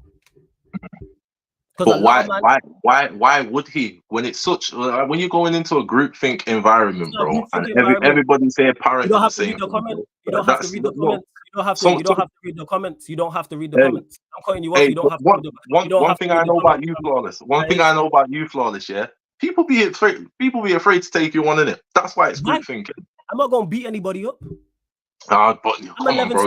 You're smarter than that, innit? It doesn't have to be a physical thing, bro. I'm 11. So what? People be scared of the words, innit? Scared of what? What are they scared of? Words? All right, you don't. People be scared of the words, bro. Don't debate football. If you told a man to call in and he didn't call in, why was that? Because everyone in here is on groupthink, bro. We don't think he's gonna get a fair shake in it. No, he didn't actually. So I cleared this dead. So this is how I know you're talking rubbish, because he was calling me out because he got blocked for something and he was calling me a clown and all this, and I still let that slide. He didn't explain why. It was nothing to do with Ten Hag or nothing like that. It was nothing to do with football related. He didn't mention what it was. He just said, "Yo, tell Flawless he's this and that and this and that and the third." Now I don't do nothing like that no more. It wasn't no Kia related. It was no football. More. You reform character, yeah. Yeah, 100% like you, fam. You know what I'm saying? Same way you reform. You know what I'm saying? Same shit. You know what I'm saying? If you can reform, so can I. So can I. So yeah, let's not do that. We're not going to disrespect the platform like that and do that in regards to it. Because this is one of the most. It's not a disrespect to the platform, bro. Like, there's a disrespect. You might see it as you might not see it as a disrespect. I see it as a disrespect. That's fine. Groupthink don't mean you weak or anything of that nature. It's the social conditioning, bro. Let's agree to disagree, man. Let's just agree to disagree and keep it stepping. So back to Nah, because you have to understand what groupthink is. You can't get vexed about something that without understanding what it is. I understand what it is. You don't understand. I disagree with you. Okay, you will agree to disagree on that. That's cool. If you believe I don't know what it means, cool. I don't agree with you. Let's keep it stepping. Because you can't say it's disrespect when it's just social conditioning, bro. That's just how the world and social works, isn't it? Cool. All right, but man are scared of me because they're scared of words, and that's my fault. But we move. But all right, cool. That's social conditioning, bro. What? That people are scared of words. That's how it works. People are scared of words. Yes, 1000%. Just because you're not. Listen, just because you're not. Just because you're not. Just because you're not. We're not even politics. We're not even talking. Just because you're, bro. People are scared of all sorts, bro. Being social outcasts, having different opinions from other people. Have you ever seen that video where it's like it's like a troll thing, but it's like a social experiment where someone walks into a lift. Obviously, you walk into a lift. What do you normally do? You turn around and face the door. Someone walks into a lift. Everybody else in the lift, there's like 8 people in the lift. They're facing the wall, not facing the door. Of the amount of people they filmed going into that lift, everyone but like one person did what everyone else was doing and faced the wall, even though you've never in your life done that in a lift. But because everybody else in the lift was facing the wall, they're scared to just be their own person and do what you normally do. That's groupthink. That's just how the human brain works, isn't it? That's cool. not, it don't mean you weak. It don't mean you're a coward. It's just how social conditioning works. Again, no one said weak. No one said coward. I just disagree with that because this is one of the most chats that do that. And this is why I don't have a United fan channel. Is for that very reason, to discuss other things. That's why I have an Arsenal show. This is why I have a Chelsea and Spurs show. It's why I have a Liverpool show, why I have a City show, and why I do so many other sports. Why I do NBA, why I do WNBA, why you talking to me like I don't watch the thing, and etc. At certain point, this with certain things you said, I don't know if you'd be paying it. I think you'd be watching, but you're not tuned in. You doing other stuff. That's what that is. Because there's certain things you said, and it's like, no, that's not the case. Yeah, that's what it is. But every time I do what I do with this show, I turn it on and then I do other things, but I'll be listening to my AirPods in it. So you. But every time I'm tuned in, y'all all have the same opinion on pretty much everything, bro. Y'all all have the same opinion on Ineos right now. I watched it just today, the last show I watched. Yeah. Okay, on Ineos. You all have the same opinion on Ineos. Ten Hag, you all have the same opinion. That's groupthink, isn't it? We do. Yes, we do. On Ineos. There's not one person in the chat that said, maybe y'all are seeing this a bit wrong. Like, is it a bit too early to jump? See, was you watching the chat? I was watching the chat. Okay, so there was people in the chat disagreeing. Starlord disagreed. It was like 1-2 people. And those 1 or 2, it was Starlord and it was, what was his name? Sanj or something like that. There was 2 people that disagreed and you man chewed them up. Yeah, we debated. That's why people don't be saying what they want to say. And I'm not saying you chew. And listen, no, let me finish. I'm not, when I say you chew them up, I'm not talking like how we chewed each other up when we was outside. You get me? Hey yo, pause. Pause that. That's wild, Joe. That's wild. Pause that. Come on, said that multiple times. Pause. Oh, you groupthink niggas gonna clip me up now, innit? I'm not talking about that yet. I'm saying, yeah, there was 2 man out of the whole chat. Bear in mind, there's like 110 man in the chat, you know. 2 man. Same way, Ten Hag in his, but everyone, there wasn't 110 people in the chat. There wasn't 110 Say people. That again, Sam, stop doing these things. There wasn't 110 people in the chat. There was 110 people watching. There isn't 110 people in the chat. All right, fair enough. There's over. We can see now. Look, wait. There's over 60 people right now. There's not even 10 people typing. So you're saying a small sample size. I misspoke. I'm not a YouTube nigger in it. Out of all the people in the chat, still 2 man. That's still not good in it. Like, because there was a lot of man in the chat. I don't know how you can see who's in the chat. But no, you can see. No. I'll tell you now how you can see in the chat. You can see the number in the corner, right? The top left-hand corner. You can see the number. I think that's a you thing. I can't see that. Oh, seeing you can't see. All right, you on your phone, you can't see it. Well, it tells you the number. I'm on my phone. You can say, all right, no stress. You can see that. That's why. So you can see. But as someone that was in the chat, I was just going off the number of people that were watching. But you're right. I'm wrong on that, innit? But still. Out of all the people, and the same way, all the Ten Hag, if we're on the Ten Hag, everyone who's Ten Hag in would think like you. I've seen your opinion everywhere too. What's the difference? I've seen your opinion everywhere too. On certain channels, your opinion is all through the chat. Everyone thinks like you. So my opinion can't be everywhere because I don't be in cahoots with these niggas, innit? It's not about being in cahoots with these. My opinion is the same opinion I had when Ollie was here. Hold up. Here's the thing is, and you mentioned another thing about groupthink when you said with Ineos and was like, oh, we all said we wanted a project before Ten Hag. I never said that. I never said that. Them words never left my mouth. So again, don't group me into this groupthink. This is why I'm against it, because I'm not groupthink. I didn't say it. Many people do this in the chat where they're like, you said this. Where? How did I say this? Exactly, Sanj. Eddie and Kaneki. Don't say that because I'll spend the night going through your videos, you know. Go through it. I'll spend the night. Find it. Time tonight. Find it. Cool. Do it. Time tonight. Do it. Are you sure? I find it. Yes, I'm sure. Standing on that? Are you standing on that? Yes. Right. Yes. I never turned around and said when Ten Hag was here and was like, oh, yes, I want a project. And like you said as well, there's mitigating circumstances with the project. With Ten Hag, before he got here, I was like, I don't know a lot about you. I like what I hear. I like what you've done thus far. I will give you a chance. There's very few managers in European football I will not give a chance to. One of them being a manager I would not give a chance to is Southgate. This comes back and ties back into what I was saying, tier A, B, and C. If we signed a tier C manager, even though he's not my first choice, I'd give him I would have given him a chance. So, like, yeah, back to this group thing. There's men. I've seen your opinion everywhere. What are we talking about? The reason why that's not the reason why that's not groupthink is because I'm not in cahoots with these man. I'm not in their YouTube comments. I'm not in the chats when they're on shows.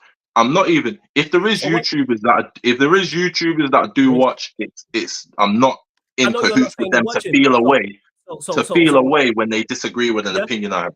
So what you're saying is on accident, not an accident, but you happen to have the same opinion as somebody else. Yeah, but my opinion is authentic. Okay, my opinion's authentic.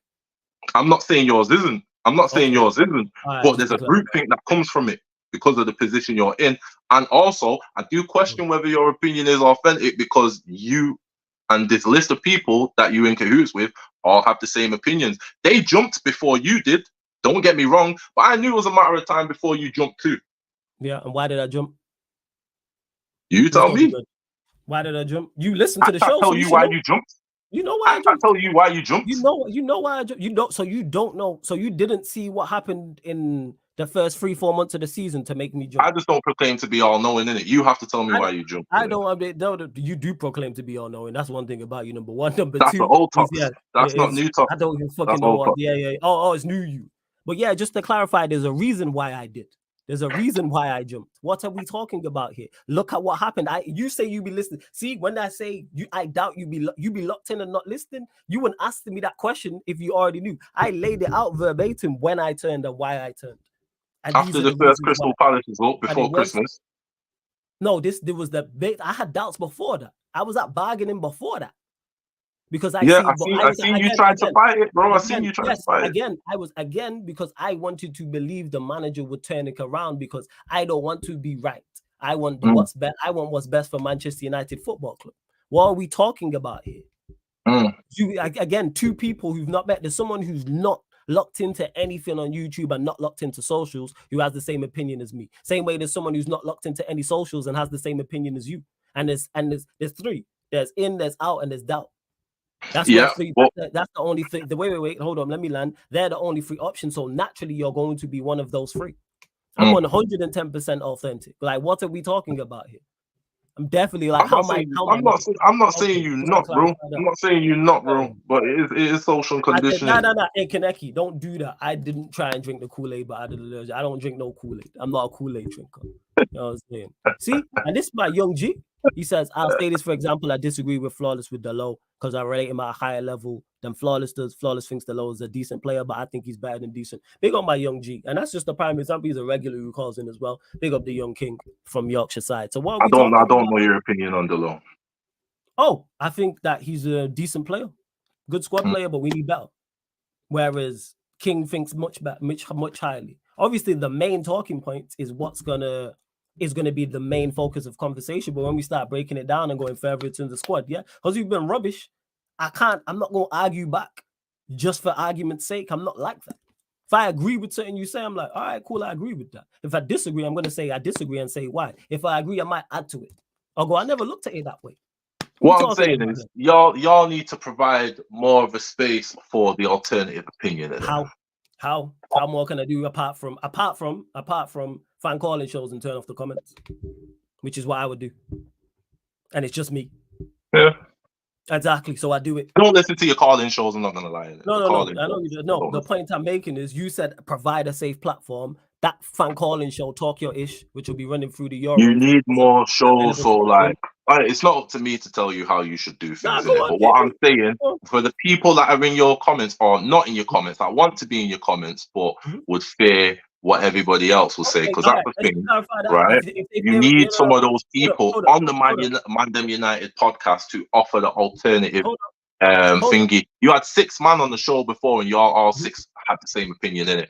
But that doesn't make sense because in mass, the vast majority of United fans are content that Ten Hag is staying. So how have you over here in this corner of the YouTube world got 6 man on the ManDem United podcast, and all 6 have the same opinion? There has to be at least one man that no, there's not necessarily. No, that's in your mind. No, there doesn't be. That's in your mind. No, it doesn't be. Because if it was 2 man or it was 6, what does this mean? Challenge the argument's not the person. What does this mean? Elaborate on it. I think he thinks you're taking shots at me, which is not. He's talking about me, which is not. It's cool. Tox is my bro. Listen, let me let y'all understand something about Flawless, bro. This is the godfather to my child. You get me? Like, so. Yeah. You get me? Me and Flawless can disagree, we can row or anything, but that's still the godfather to my child, isn't it? So don't get twisted on anything of that nature, you get me?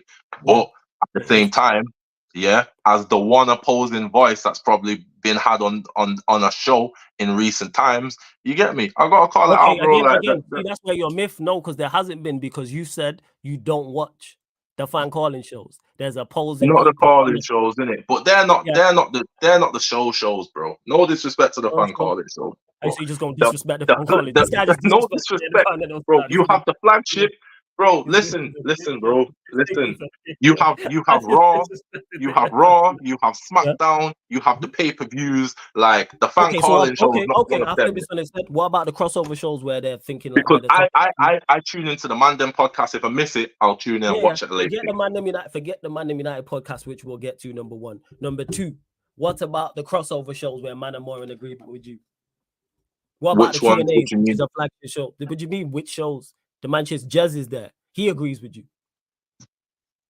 He's on here. Yeah, I'll be watching the Q&As either. Okay, so again, you're not watching all the content. You just see this show. And however, on the flip side is, I've not stopped anybody from coming on here. Secondly, as well, just want to say also as well, is the people that I've not stopped anybody coming on here. It's open to come on. I don't stop anyone. So what is the solution? And you said that.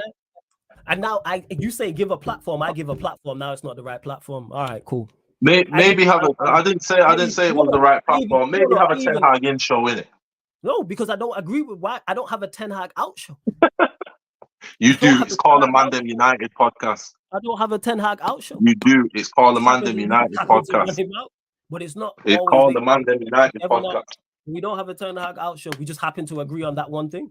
Bro, you can't have 6 man on the same show and all 6 have the same thing. You know why I can? You know why I can? Because I do know it's not groupthink. Because if I got 6 randomers from L2, 6 randomers you could put together and they could all be Ten Hag out. Or they could all be Ten Hag in. Because the show's you then get somebody on. Hold up. Kaneki, by the way, is not a part of the ManDem United podcast, just to clarify. The Jamaican Donny was stateside. Yeah. He's wild, by the way, and he needs to relax. Yeah. That's why I put him on the Yard Man show. He's not what's the word I'm looking for? He's not a part of the ManDem United podcast. He's not. No disrespect. Obviously, you're my guy still. You know what I'm saying? I'm not saying so. Yes, it's not groupthink. We just happen to have the same opinion. What we talking about here? My mom's Ten Hag out. Is it groupthink? No. She ain't on social. She ain't watching that. But she was on. So how is she? I'll talk to you more about that. I'll talk to you more about that different day. That don't make sense. About to say something exactly. That's my point I'm making. Rubbish. That's what it is. Don't make sense. She was no. But forget whether it makes sense or not. She was Ollie in. Bear in mind, she don't watch the content. Right, but you're drifting from what the point was, innit? Your mum's not watching this channel, bro. You get me? I'm talking about people. I'm talking about the people that are in the spaces and the corners that you lot are in. I'm clarifying here though, is that having that opinion is not group. No, you're doing a flawless. Because there's multiple things. It's not because there's multiple people who are not in these spaces who have this opinion. What we talking about here? You said, by every metric. Now let me finish. By every metric that everybody's going by, and this is what makes it look like it's groupthink. By every metric that all the polls that these people are doing and saying, what the United fans want, are they Ten Hag in and Ten Hag out? And it's like the minimum of seeing is 65%. Hold up. You said people are doing polls. Is that what you just said? Yeah, not media channels, but like Times and all that stuff. You get me? I didn't hear it correctly. I was just making sure. Carry on. I'm saying like the Times newspaper and Sky Sports and Athletic and all that. They're all doing polls and social media polls and all that. Ten Hag in, Ten Hag out. The vast majority of people are saying Ten Hag in. So why is everybody on this channel? Not everybody, because I know you don't like the semantics like that. But why is the Please, majority because of you don't like people on this semantics. channel? Why is the majority of people on this channel Ten Hag out, bro? That's groupthink, innit? It's not groupthink because they found the channel, because a lot of these people was here before that.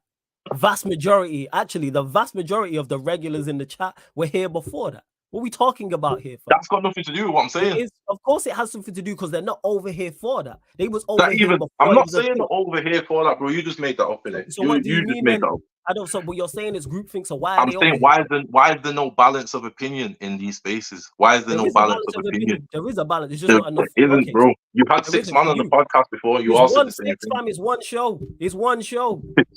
But you don't watch it's the just other an shows example. where That's people just are an example, bro. Because you don't watch the other shows, fam. Because you don't watch Q&As. You don't watch the crossovers. You watch one show. You don't watch. That's just an example.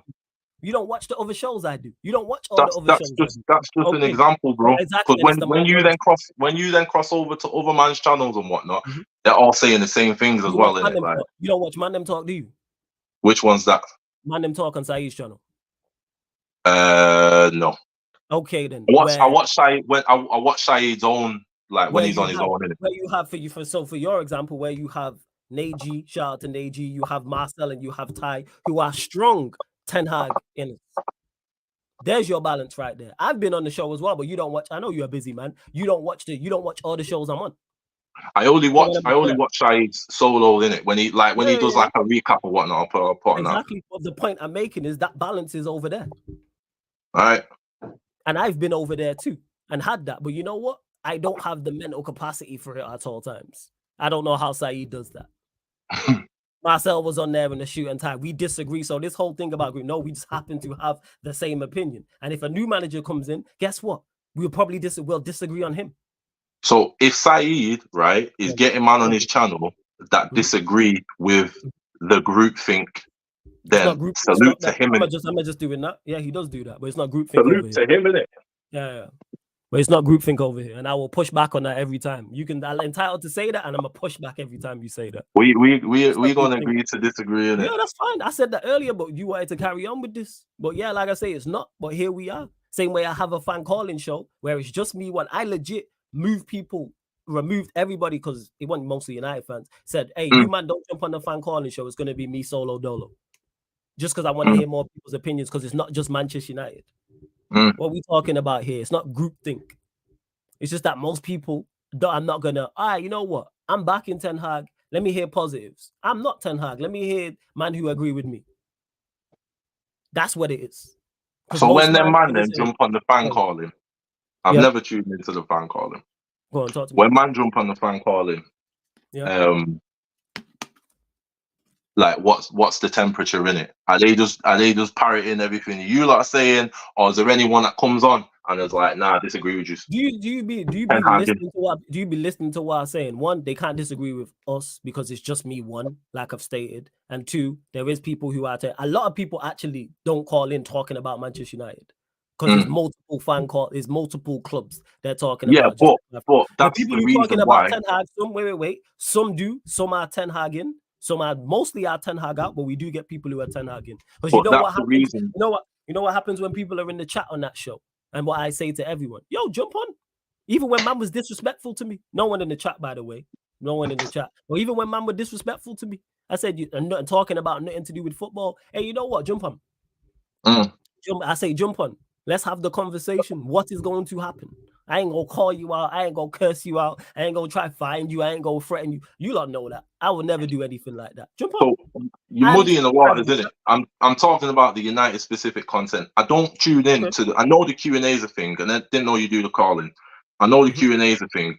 The sole reason why I don't tune into the Q&A is because y'all get to talking about Chelsea and all that, and I'm not interested in hearing about.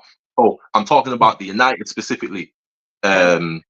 That's what I tune into, innit? So the fan channels and all that, if you're talking about that's cool, innit? I'm talking about the United content. I tune into ManDem United very regularly, and y'all all have the same opinion, innit? That's what I'm saying. Get some balance in it. We do. I tried. Find the balance in it. I tried, fam. No one don't want to jump on because, like you said, they scared. So I can't do any more. Y'all got man shook, innit? They I seen how y'all did fans shook, before, innit? if you should, what did I do to Sanj that was so bad?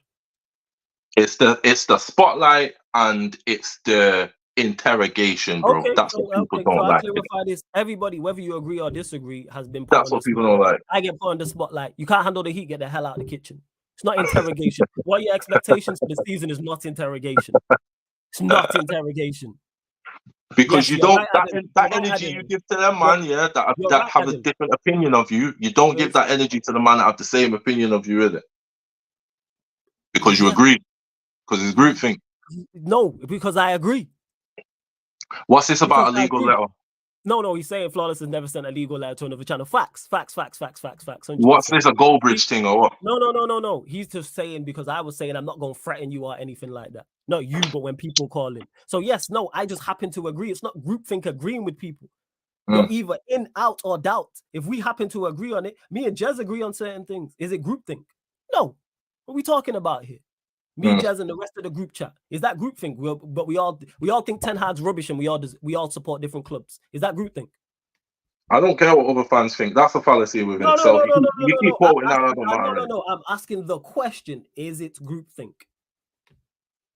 It is when the majority of fans have the opposite opinion to you, but none of them are here, innit? No. That's not what I'm asking. I'm saying within the group chat where there's multiple fans of all of the top 6 clubs are represented in the group chat. The Sarcasm City Q&A watch along group chat, including Jez. Jez is there. Steve is there. Multiple. Steve supports Newcastle, Bayern Munich, multiple clubs. Jez is Spurs. We got Arsenal there. We all agree Ten Hag's rubbish. Is it group chat? Bro, the fans of other clubs' opinions that don't even bring that into it. It don't matter because they're just gonna go with whatever's pissing you off. So if you was Ten Hag in, they'd say the other thing because you're stressed. You're Ten Hag out. You're stressed about it. They're gonna agree with you. Here's how I flip this on his head. These are the same Oppo fans that tell you that Fergie's trash, bro. They'll be on the timeline all day saying it. Fergie can't compete with Arteta and Pep and all them, man. I want to hear about Oppo fans. No. We can because it's breaking down the argument, and you don't like it. Here the thing is, when I was back in Ten Hag, they still didn't rate Ten Hag last season. What are we talking about? They're not going to because he came in and he won a trophy and tried to raise the standards. They're not going to, bro. What manager in the world is going to come in and they're going to rate him? That, like, using the Oppo fans' opinion, it's worthless, bro. Don't equate to nothing because they're dishonest, bro. They're always going to be dishonest. Them are not dishonest. No. You're talking overall. The bias is always going to talk. No. You're talking overall. I'm talking about specific people I know who are going to be totally honest. Because outside of this, we're actually cool. That's what it is. So I'm asking you, why do they all think he's terrible? Bear in mind, yes, they'll say it jokingly, I want Ten Hag in. Why don't they rate him? I don't give a shit what these man think, bro. These are probably the same man that rated him before he got to United, and that's the part you're missing. Is it groupthink? No. I just want to get you're missing. Is it groupthink? That's the part you're missing, bro. Number one, you're not going to paint me into a corner with Oppo fans, bro. That's stupid, isn't it? These are the same man that rated Ten Hag. I can name names, bro. I can name names. These are the same man that rated Ten Hag before he got to United, bro. All of a sudden, he got to United and won, and he was trashed then. That don't make sense. Forget all that. That's not what we're saying. Can Oppo fans not have groupthink? That's what I'm asking. I'm centered on the groupthink thing. What do you mean? Can rival fans also suffer from groupthink? Of course. Okay, so is it groupthink that they also think Ten Hag is terrible? Most probably, but again, I'm not even going to go into the Oppo fans because they have their own layers of biasness, bro, and dishonesty. Anything else? I just wanted to know if it was centered. But my answer's my answer, bro. My answer's my answer, innit? I just wanted to center around whether it was fans only of the same club or it can be multiple fans who all of it. It's social conditioning. It's whoever's around you in your circles, bro. This is what I was asking. That's the question I was asked. That's all I asked. I wasn't talking about whether they rated him or not and all this type of stuff. I'm talking about, can it be? That's what I'm saying it is. Because I'm getting your definition of this. That's all it is. It's not my definition. It's the definition. All right, so the definition. But in regards to, big up Nacho as well. You're here in the chat. But yes, in regards to that, I can do no more to be balanced. I offer shows out. If people don't want to call in, I'm not holding anybody down. I'm not putting a gun to their head for them to call in. And I legit removed everybody, United fans, all the rival fans, and had it as just me so people can have more so of their say. Because people are getting lost in the crowd. So what more can I do? What more can I do? Like I said, bro. Like not everyone's like me and you in it. What more? No. I'm asking you a question. You said I'm answering the question, but the thing is, when you don't like an answer that's channeled down the road you want me to go down, that's when you cut it off, innit? I'm giving you the answer. You asked me a question, I'm giving you my answer. Because it's not your answer, you don't want it, innit? Give us the answer, go on. What was the question? I said, what can I do to be more balanced? So, what happened before on the ManDem United podcast, where you had 6 man with the same opinion, and you've got 2 man in the chat that have an opposite opinion? You man pretty much fried them up. So if someone else has an opposite opinion, they're gonna see that and not want to comment on it. If they want to come on, and if they've been fried up just from comments, they're not gonna want to come on or call in when it comes to the fan show. What I'm saying is, a platform, and listen, it's not on me to tell you how to run your platform, bro. And I hope you don't think that I'm trying to shit on you and what you do, bro. You already have. You don't have that relationship in it. Yeah, I know. Go on. You could say this to me on air. So go on. Me and you don't have that relationship in it. Yeah. So just to clarify, hey, just to clarify to everyone in the chat before you go, no one else can, like, me and Tux are bros, like legit, like love him like cook food. No one else can talk to me like this. Just to clarify, because it's in my hear it out. Just to clarify. Go on. What I'm saying is, it's not just you and your channel, bro. It's everybody in your corner, bro. You all have the same opinion on things. Because I watch all of you, man, bro. Whether it be you, Rance, Saeed, like I watch all you, man, in it. Y'all all have the exact same opinion, bro. Someone might jump early and someone might jump late, but y'all have all the same opinion. If you've got someone on your channel, I'm finishing. If you've got someone on your channel that's saying something and you're frying them up, it's not gonna make them feel comfortable with commenting or calling in or whatever the case may be. You need to let people come on in a balanced environment to where they can voice their opposite opinion. I can't look at the channel, bro, and you're all saying the same things, innit? Okay, but that's every channel, so no one will go anywhere. That's not every channel, because there's channels I watch where it's not like that. What channel is that? I'm not gonna name names of channels, bro. There's plenty of channels I watch, bro. I watch everything moving, innit? Name the names. I watch everything moving, bro. There's channels that are more biased. So, for example, I'll name this because I'll name him because he's not problematic, so you might not have issues with him. Stephen Housen. Just to clarify, I don't have problems with anybody. Just to clarify for this. And Saeed does have different views, but Tox doesn't watch everything. In his defense, I only watch Saeed when he's talking on his own, innit? Yeah, so you wouldn't have seen, but the point that I'm making is the reason why it's balanced, because you are allowed to do. Guess what? If you can't take getting fried up, I don't want you over here. That's cool. Can't handle the heat. Get out the kitchen. But, I'm not bro, changing who I am. I'm not. No. I'm not a channel. It's not changing who you are, bro. I am not. No. It's not about changing who I am. Shout out to Terry. That's what you just said. I'm not changing who I am. That's what you just said. I'm not changing who I am. Let me finish. I'm not changing who I am in regards to how I do things. In regards to I'm not gonna be balanced and let you sit there and say stuff to me that I disagree with and not push back. We're gonna have the debate. My man in the chat, the other two before, he's still here now. Star-Lord's still here. If you get well, I don't want to use that AEO. If you get fried, come back and fry. Like Sanj. The thing is with me and Sanj, I asked him the question. I didn't interrogate him. You put that word on it. It wasn't no interrogation. Hey, what your object? It was an interrogation. How was it an interrogation? It was an interrogation. How was it an interrogation? Because you was pressing him in it. It was an interrogation. So I asked him 2 questions. That's an interrogation. Because you don't give that like I said, you agree with the other opinions that you agree with in it, but like you don't give that pushback elsewhere in it. All I'm saying is you need more balance. Yeah.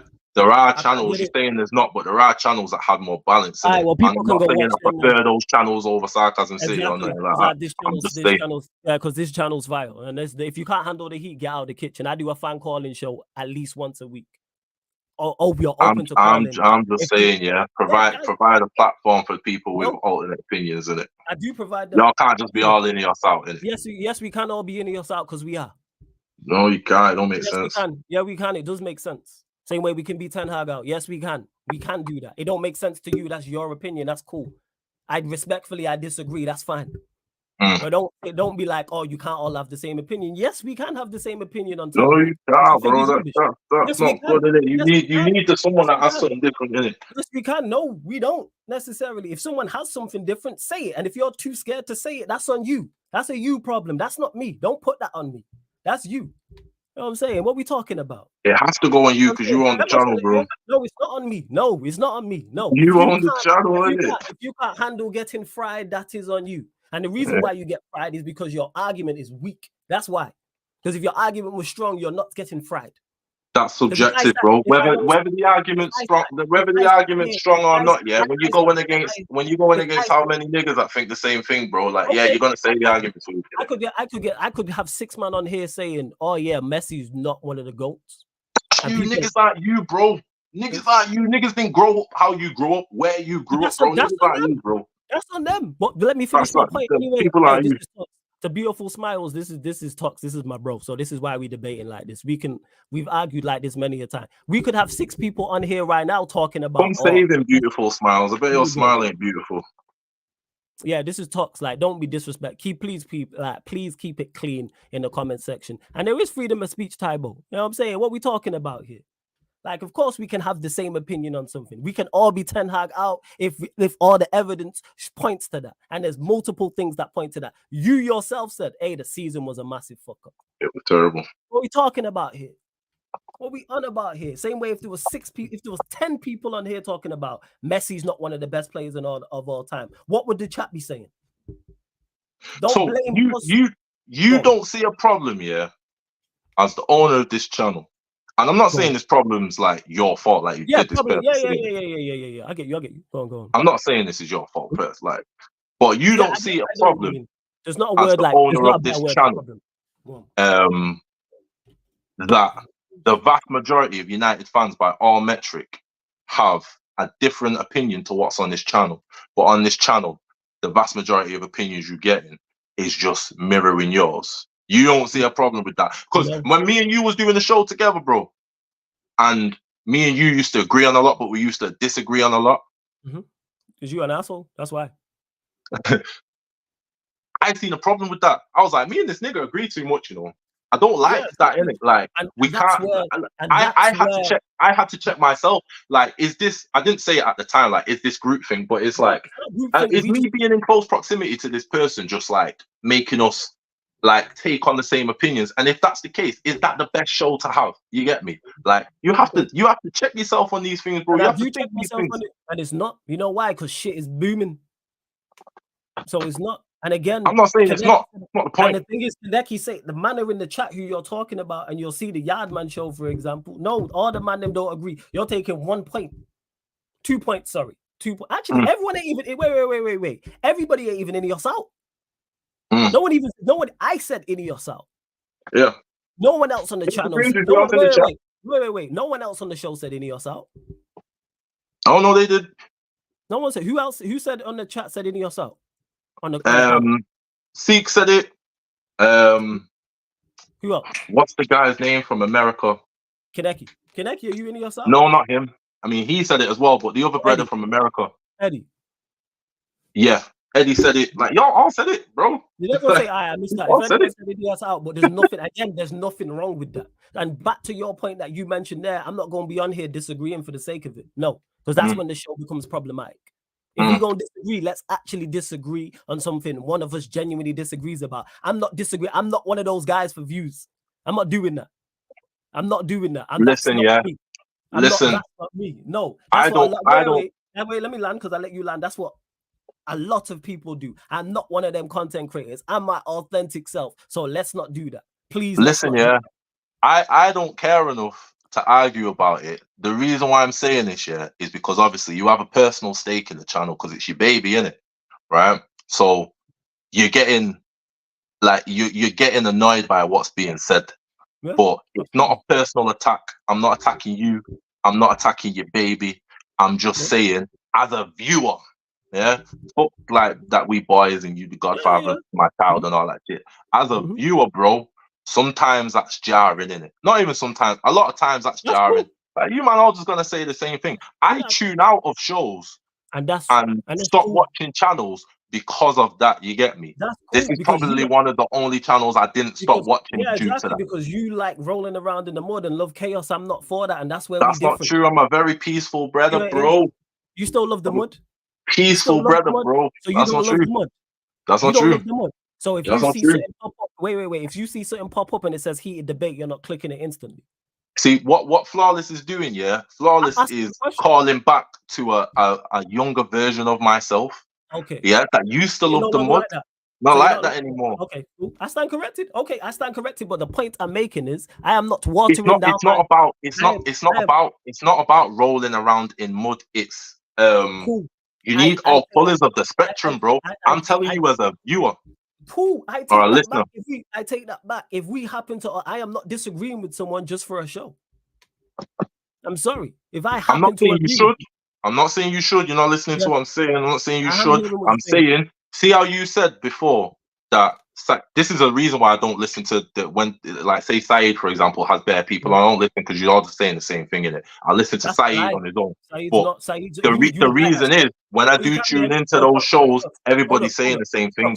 It's like, right, there's not going to be one person that's saying something opposite. You're not listening. You don't listen. You don't watch ManDem talk, because you would like that show. Which one's ManDem talk? The show called ManDem Talk. But is that the one with all the different fans of everybody? No. It's all United fans. All right, okay. And you're like that. And the reason why you don't like the opinion is because you disagree with it. And that's your guy. Bro, that's not true, bro. Listen. I'm not that person, bro. Listen, I'm not that person. That's why let me tell you. When he got sacked. Right, cool. Listen, in the election next month, yeah, I'm almost certainly 100%. I'm gonna vote for one of the left wing parties. So Labour, Lib Dems, or Green, in it. The majority of the content I consume visually and watch is from right-wing people in it. I'm not that person, bro. I just want to hear what opposing opinions are. I want to know what everybody's saying. I know what I feel as a left leaner. Like you keep saying to me, not everybody's you, fam. Not everybody's you. But I'm telling you. That's cool. They're not welcome. I'm telling you as a viewer, bro. You want to hear another opinion? That's cool. No, I don't care. I make the. You don't care what your viewers think. I don't care. The viewers who watch, yes, because they're here. That's why they're booming. If you want to go elsewhere and hear people just because there's no opposing side, the door is there. Cool. See, you getting emotionally, affected by what I'm saying. Of course, I am. You're in your ego, bro. All this business is booming. Go elsewhere, bro. That's all ego chat, bro. You're not even hearing what I'm saying. I heard what you said. Your ego is talking right now. I disagree. This is why I stopped. This is why I stopped, and I said, I'm not attacking you. I'm not attacking your channel. You're doing very well. Nobody can say you're not. I'm not saying you're not doing well. I'm telling you as a viewer, as a listener, when you tune into a show and there's 6 months saying the same thing and there's no opposing opinion, because it happens to be that way, Talks. But your ego's not hearing no. No, I'm hearing what you're saying. It happens to be that way because you don't listen to every show. Because every show is not like that. No, I'm listening. Every show's not like that. Stop this. Every show isn't like that. So what are you talking about? All right. On that specific topic, yes, it is. On every topic, is it? No. There was debates on Sancho. What are we talking about here? Is there debates on No, because look at the season we just had, fam. You're taking one thing and one piece of information. What we doing out here? Taking one thing, Ten Hag, that's it. Nothing else. But we all agree on everything, just solely on Ten Hag. No, that's not the case. Because if you said that, you said it before. You all had to say, no, you didn't say you had all it. You didn't know my opinion on Sancho. We had varying disagreements on Sancho. Dan Sillyman and Leon legit was going at it in the group chat talking about it. What are we doing here? I'm sure I heard you down with Sancho in opposition to Ten Hag. I'm pretty sure I was on the show where you said that. But if you're saying I'm wrong, I don't know you to be a liar in it. You don't be listening. I legit just said earlier. Listen, if you're saying I'm wrong, I don't know you to be a liar. You don't even be listening. I legit said about Sancho earlier on in this show, but you don't be paying attention to why I be saying that. I know what you said about Sancho earlier on in the show. I'm talking about back when it unfolded. Yo, back when it unfolded, I've kept the same opinion. I was on his side and still are on his side with how he dealt with the Ten Hag situation. What are we talking about here? And that's how you all feel. That's the point I was making originally. No, it's not. No, it's not. No, it's not. And that's what you don't be listening to. No, it's not. Because Dan Sillyman is against it. What are we talking about here? That's one guy in it. Me and Leo. Now it's one guy. Now it's one. How many is it? Is it supposed to be 3-on-3 like a tag match? What's it supposed to be? But that's balance, isn't it? It is. Yo, I can't get. Yeah, big up Kaneki every single time. And I can't find them people. I don't know where them people are at. If they don't want to call in, they don't want to call in. Is what it is. Yo, go through these comments, man, because these man are chatting crud and you're upset. No. I just disagree. It's nothing to do with being mad upset. I'm not mad upset. If man are talking rubbish to me, I'm gonna respond back in this manner. You know what I'm saying? Like, what we talking about here? Like, what we doing here? You're here telling me, I heard you once, and I legit spoke about Sancho. I've said about Sancho, I would have reacted the same way. What we talking about? You just don't watch all the shows. Same way when I'm on MUFC Unfiltered podcast with Ash and Double A, we disagree on Sancho. We disagreed on Garnacho. And it was me and Saeed versus them two. Yeah. So 2 weeks ago. 2 weeks ago, there was a show. So there's various shows. What are we talking about here? Yeah, watch politics if you want free versus free debates. The chat will tell you, depending on what it is. And let me just clarify to everyone in the chat as well. If I agree with someone saying, I'm gonna let them go further because they're gonna come. They may say something that I never realized and go, oh, that's an interesting point that I can then add into my argument. If it's disagreement, it depends on what it is. Yeah, that's not balanced, is it? It depends on. No, I'm not balanced when it comes to that. If man's chatting rubbish in my face, then I can just say that in it. I'm not balanced in it. Just say that and wrap it up in it. No. Say that and wrap it up. I'm not balanced. I don't have no interest in balance. Say that in it. See again, you putting words in my mouth. No one said that. That's what you just said. I'm not balanced. You just said that verbatim. No. I'm not balanced. Clarify. Clean that up. Yeah, I clarify, but you cut me off in that. I'm not balanced in certain things.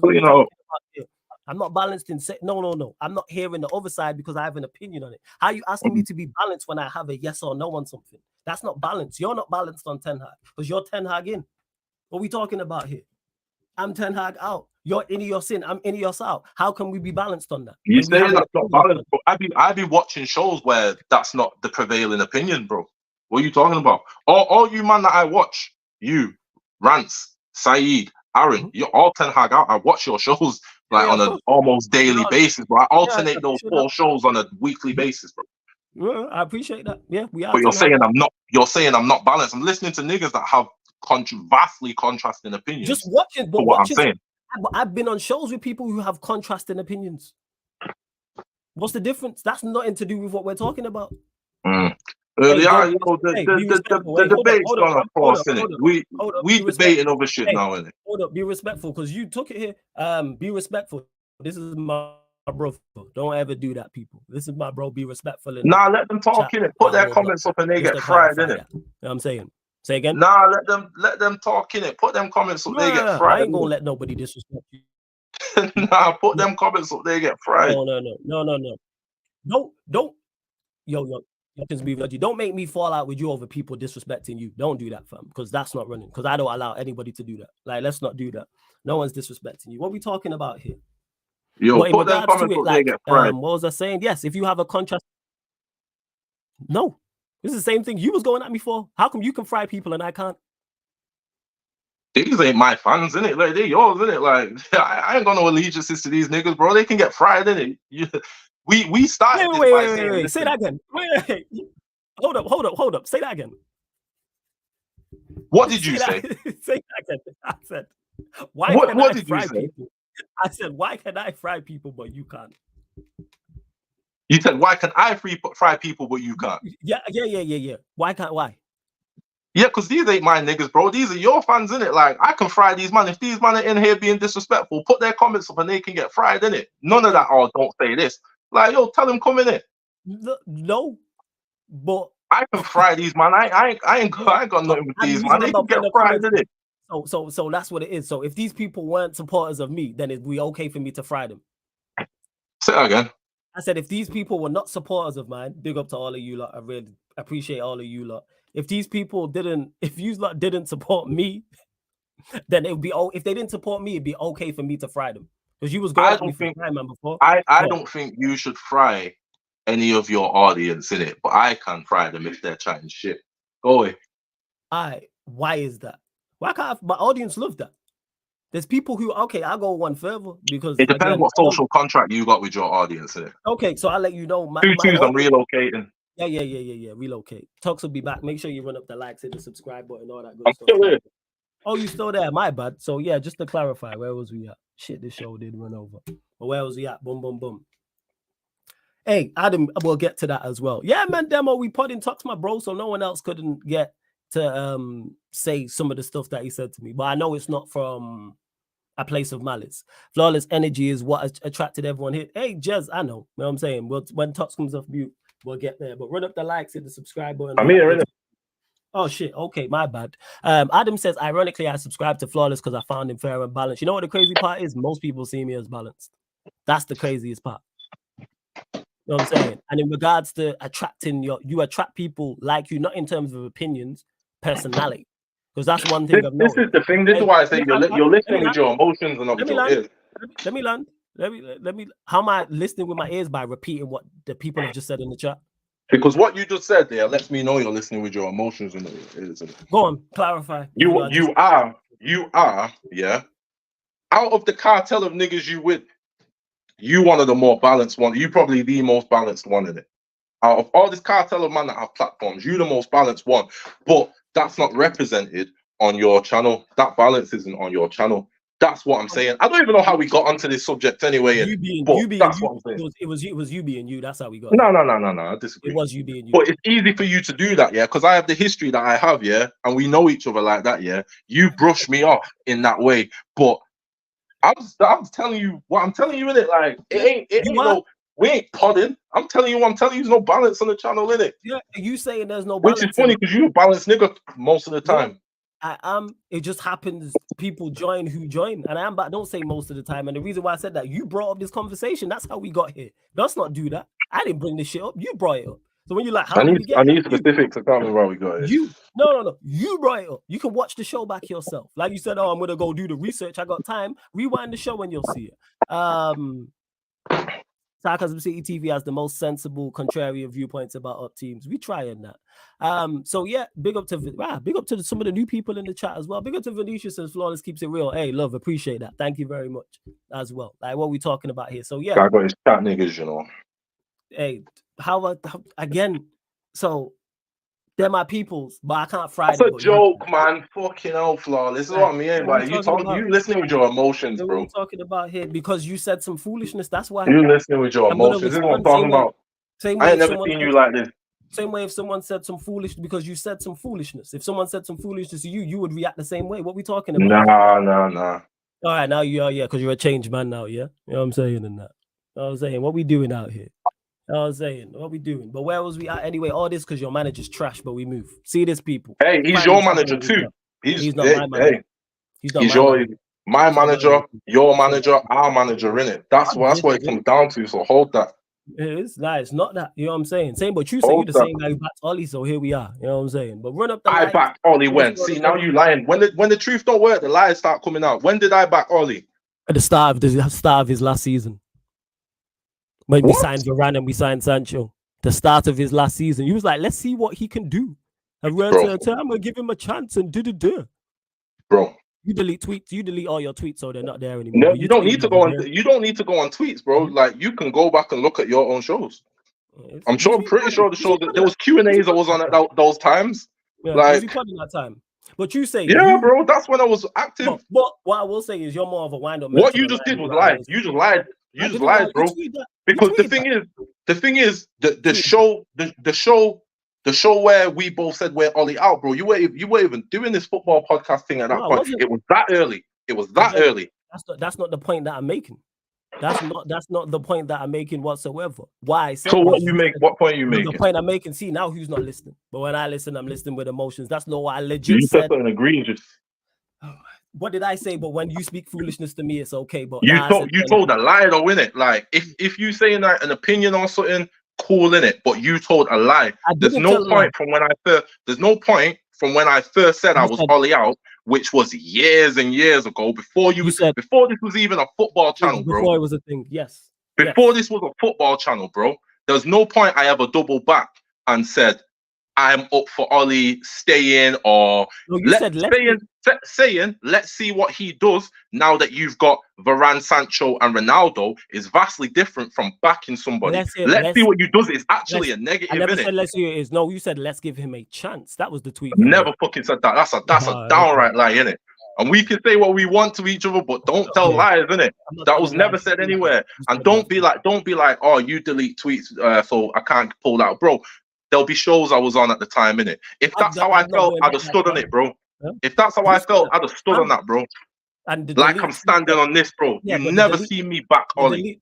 And the delete tweets wasn't a shot, by the way, just to clarify. You do that. Like I'm just saying. But no, I'm not saying it for shot, but don't bring that up like I've uncovered it or something like that, bro. If that was something I said, and you should know me better than this. If that was something I said, I'd stand on it and I'd tell you. Now, do you know what? Yeah, I did give him a further chance. Nah, saying let's see what he does is different to I back him in it. No. You said let's give him a chance, but all right, cool. Never said that. You wild for that. I'm not wild for nothing. You know what I'm saying? You wild for that. What you said on my kids, I said that. You put that on my kids, I said that. I put on your kids that you tweeted that. You fucking wild, bro. I'm not fucking wild. There we go. That's how you know I'm not lying that you said that. You wild, because you are very, what's the word I'm looking for? Impulsive at times. Is that the correct word? Yes, impulsive. That is the correct word, but that's not true. Cool. I just didn't. What that you're that is the correct. That is the correct word, but that's not true in this instance, innit? Yeah. What's going on? Yeah. Big up to Saeed. He said, "Yo, what's going on here? Oi, Ten Hag is active now. I'll say let's watch ManDem talk. Outside. Watch ManDem talk. They've been outside. You just haven't been watching. Watch ManDem talk on Saeed's channel where there's and you know what? You'll like the balance because it's like 3-on-3. That's good. It's like 3-on-3. That makes for good content. I can't find those people. Keep telling you this, and it's the same thing that you're saying with Saeed. You're the same critique you're giving me is the same one you're giving of Saeed, but Saeed found them people. I can't find them people. If he's bringing balance to his platform, that's a good thing, bro. I can't say anything negative about that, bro. It's one show, you know what I'm saying? I bring nothing but balance to it. It's just one show. Big up Tox, me and him go back and forth though. Tox is correct. I don't mind the debate. Said, yeah, that's what it is. So what we talking about here in regards to that? Have multiple balance across all the shows. That's why I don't like it. Just say, not even this show is one topic. That's why I don't like. That's where you're incorrect. Is one topic because one, you don't watch all the shows. So you're saying one topic that clarifies for all the content that goes out. I bet that's where I disagree. What we doing, man? Well, we run up the likes, hit the subscribe button, all that good stuff, hit the notification bell. 2 people. We will be redirecting to the Euro 2024. Not seeing it, innit? Because you don't watch all. You say that, innit? Sorry, I'm just trying to keep up with these comments, innit? You say that, innit? But like, yeah, I don't watch everything. Hold the show down. Hold the show down. Any show, yeah. Say that last part again. I said any show on here that I tune into, normally ManDem, normally the watch-alongs, it's no balance of opinion. That's what I'm saying. If you say on the other shows, all right, fair enough. I'm just saying what I've seen. But that's too wild. My observation. Which is a small sample size. You've seen 2%. Fair enough. I could accept that. Okay, so if we start there, that's a whole different thing of saying, there's no balance on 2%. That's a big difference, fam. What we doing here? Bro, when I give you the first example, I said specifically on the ManDem United podcast, you started pulling everything up to it. That's not 2%. Because that's one topic on the ManDem United podcast, and we. Where have you got this 2% number from? No, I'm saying that's no, because you said that in that specific shows I watch. I'm saying you watch 2% of the content if that's all you're hearing. Fair enough. ManDem, that's the point I'm making. But when I say this shit, I'm wild. What we doing out here? Like, no, you don't watch. I don't think you're not listening, innit? Andy, I am very busy as a person, innit? But when I can jump on off, it's something important, I'll hit up Flawless, innit? When it's certain Ten Hag Pro, he'll be here. When we get packed, he ain't gonna be here. That's what it will be. I only pop up for the important shit, bro. No, you only pop up for the pro stuff. Because if you got sacked, you only have to do that day. All right, so clarify. Okay, so when we get packed by somebody or he gets sacked, are you gonna show up? Bro, on my kids, yeah. If Eric Ten Hag had got sacked, I would have hit you the same way and said, "Boss me." Okay, cool. It wouldn't have been as jovial as it was. It wouldn't have been as jovial, but I'd have said boss me because I'd have been pissed off with it. Cool. Last time I seen you, because that's wrong. But one of the times I remember last seeing you in the chat, because I know you be watching, but you don't be in the comment section, was the Galatasaray game, but we moved. Right, hold down. Yeah, but don't take that. I said this to you before, bro. I watch or listen, but when I turn something on, I lock my phone, put it in my pocket, and have my AirPods in. I don't be in the chat. I don't be commenting, but I'm listening in it. Like, don't comment on that one, and I mean I'm appreciate not. it. Yo, comment more because it helps with the chat rate, dickhead. I know, but like, Just say big I up hear and you then in it. leave. Just say big up and then leave, idiot guy. But man. I be in work listening. That's the thing in it. Like, so I don't be in the chats in it. But you don't have to. when we won the FA Cup, for example, just to counteract that, I didn't hit you and be like, "Yo, bust me, get me on, let me gloat." Like, nah, bro. Like, if it's something big, then yeah, I'm a come through in Hey it. yo again. Hey yo. That's not a pause. That's not a pause. If it's something big, bust me. I didn't say that. That's what you lying again, innit? I said if it's something big, then I'll come through, which ain't much better. But like, you lying again, innit? My bad. I misheard that. My bad. Hella lies. Right, hold it down. I'm just gonna get a drink. I'll be back in a sec. You know I'm gonna go through these comments and see who's chatting shit, bro. Hey, you lot again, mods. Before I go, shouldn't be need to go in this dread. Anyone chatting shit? This is my bro.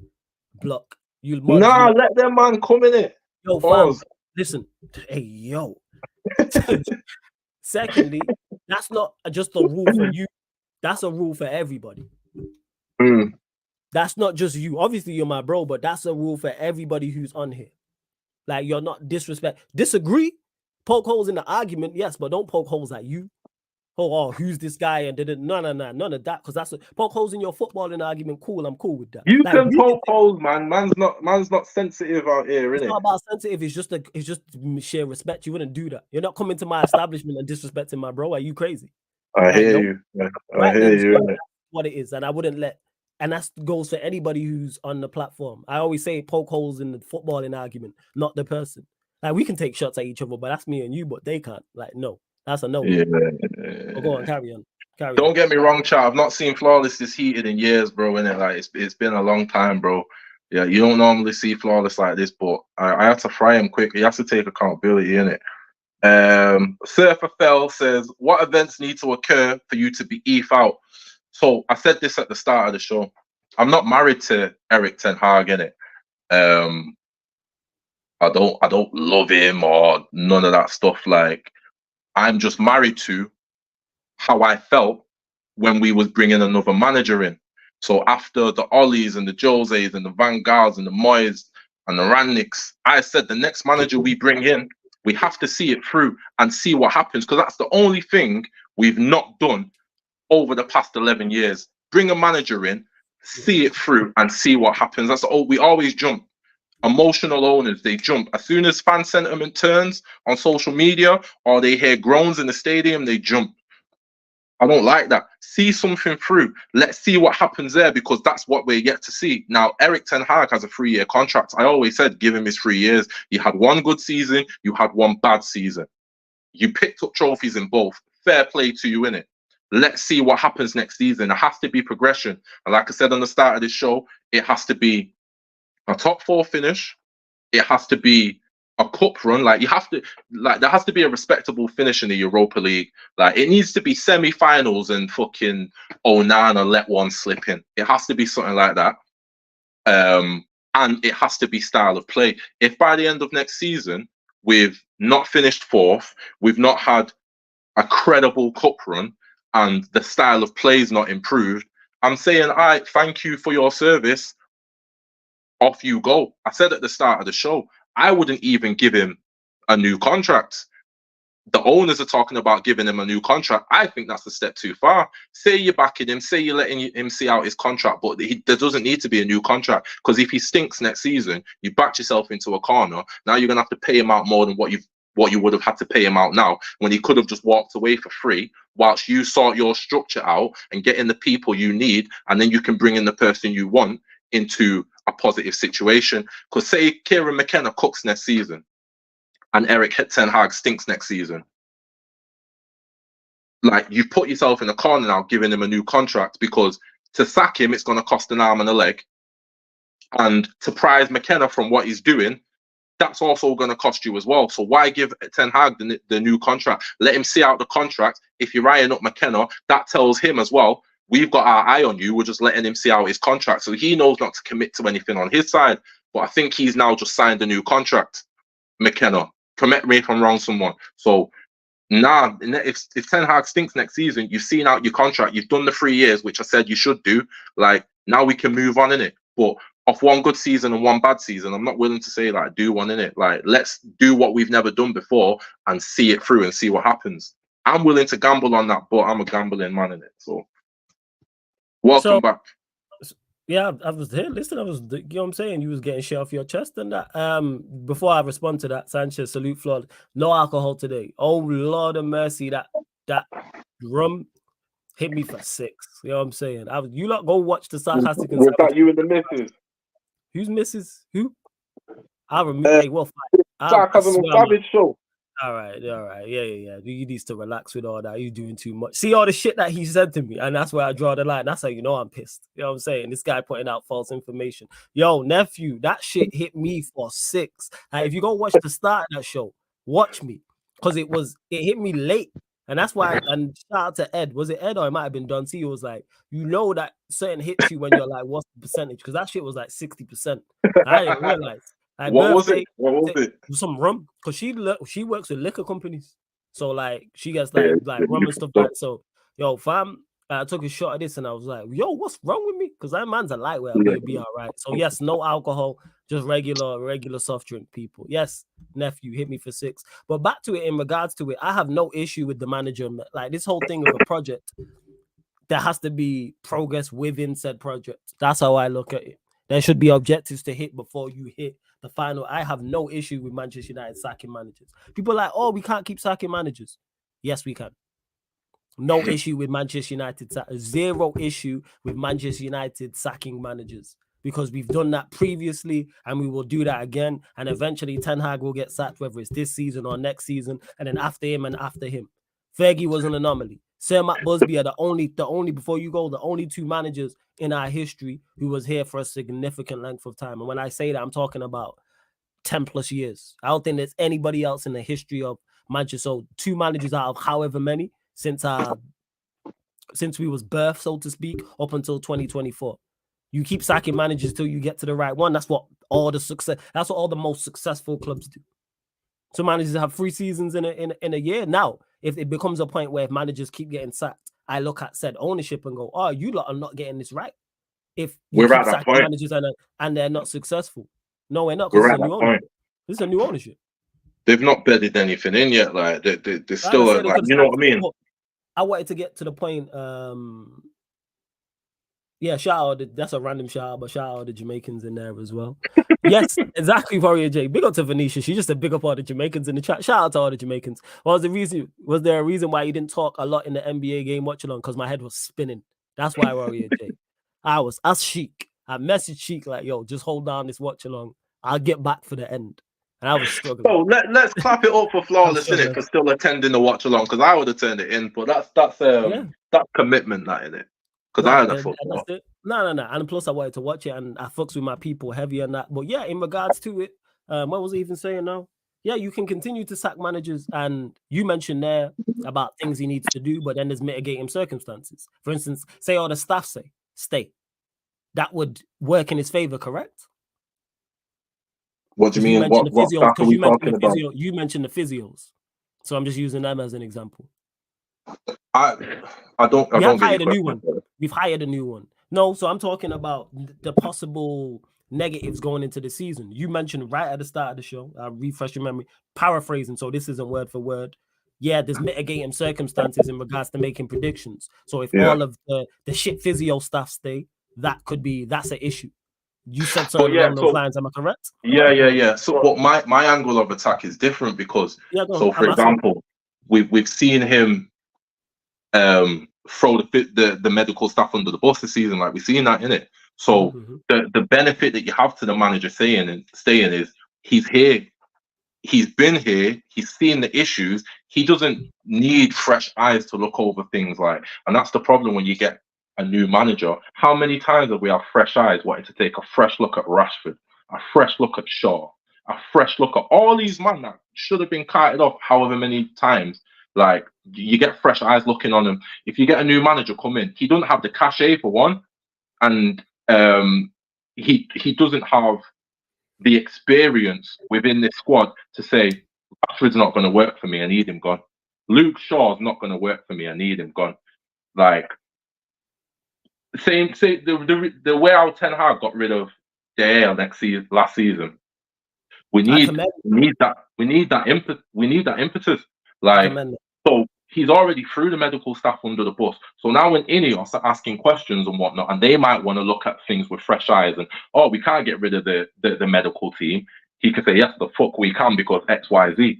Like, and that's the benefit for me of him staying. He's been here, he's got the experience. I just can't take another set of fresh eyes looking over some of these man again. Luke Shaw, the sight of him pisses me off. Rashford winds me up. Like, there's players in this squad that I just get chance after chance after chance after chance. Like, I can't take that again, innit? So I attack it from that standpoint. That's the benefit of him staying. He knows Rashford inside out for 2 years. You've dicked around for the past 2 years. Like, you had a good season, but like, are you really what I need? Am I gonna get any more out of you? Like, Luke Shaw, like, you fucked off the whole season. Hey? Rashford's his guy. Yeah, but one thing about this manager is, like, I mean, we say that, but he's dropped him a number of times. Like, he prefers other players over him, innit? It's more so like there's nobody else to take the place type of thing. But De Gea was his guy, and he fucked him off. He won the Golden Glove last season. He fucked him off. Like, so we know he'll do that. Luke Shaw, you took the whole season off, and now all of a sudden you're ready to start for England. Like, at least a manager that's been here, that's seen your conduct over the years and seen what you're doing now. He don't need to lay fresh eyes on you. I just can't take that whole ripping up of the plan and starting again. Here's the flip side. There's nothing wrong with it, but it wouldn't be a rip up of the plan. What we should have done, which you could easily do, which solves the problem that you have and the problem that I have as well in regards to, I said this, no more clean slates. It should have been Ineos come in, pick a style, whatever the style is. They decide, so forget the manager. They pick the style. We'll use tiki-taka, for example, because I keep using that. We are going to play tiki-taka football. All right. Who are the best managers out there that play tiki-taka football? A, B, and C. Whoever they are. Pick names. Then they look at the squad. Who can play tiki-taka football to at least an okay level? Regardless of anything else, who fits this style, even if they're not good enough for where we want to go to. These set of players here play tiki-taka football. These players don't. So then you turn around and go to these players. You don't even need the manager for this. You don't fit what we are doing here. You are not going to get game time here. It's best you get a move. You are not going to see grass regardless of how many injuries we have. So if you're a striker, the 3 strikers in front of you can all get injured. You're still not going to see game time. What Ange did with Eric Dyer, where all this, you're not going to play. And yes, moving players on is tough. I've said this before. I say this, moving players on is extremely tough. However, if players don't see in game time, come November, December, they're going to be on their agent's case to then get a move. And then that way, and also, we not even added it in incomings as well, which is easier to recruit. All right, let's go get players where we need tiki-taka. All of a sudden, you're a competent unit, and you've eliminated some. Easy to do. We watched Ange Postecoglou do that with Spurs. Certain players, he said, no, because I said this, no more clean slates. And I just used that as an example. But now... I agree, but it takes a confident Ineos with all their pieces in the right places to do so, and bringing in a new manager, I don't see him doing that. But that we've not even spoke about this, like, but that leads back to the title of this episode, like, is Ineos Glazers point 2. We're gonna find out this summer, because if there's still certain man lurking around the dressing room, and say Shaw gets a new contract and stuff like that, like, we will have our answer by the summer, innit? How are you going to recruit? What are you going to do with the backroom staff?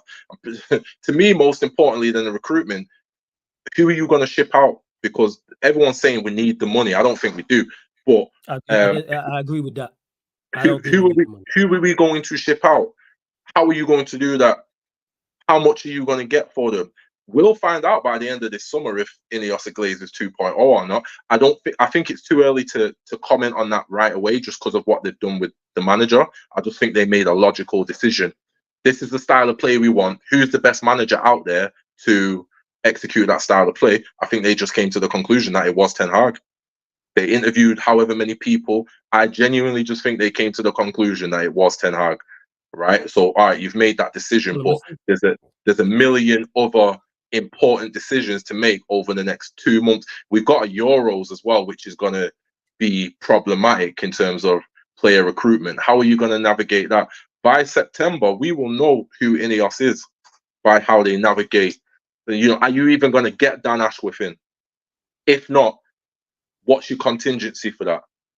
Like, I like what they've done so far in terms of they've shown you in their actions that they don't believe Ten Hag to be the problem, because they've got rid of everybody around him in terms of who was presiding over him. They got rid of all of them and kept him.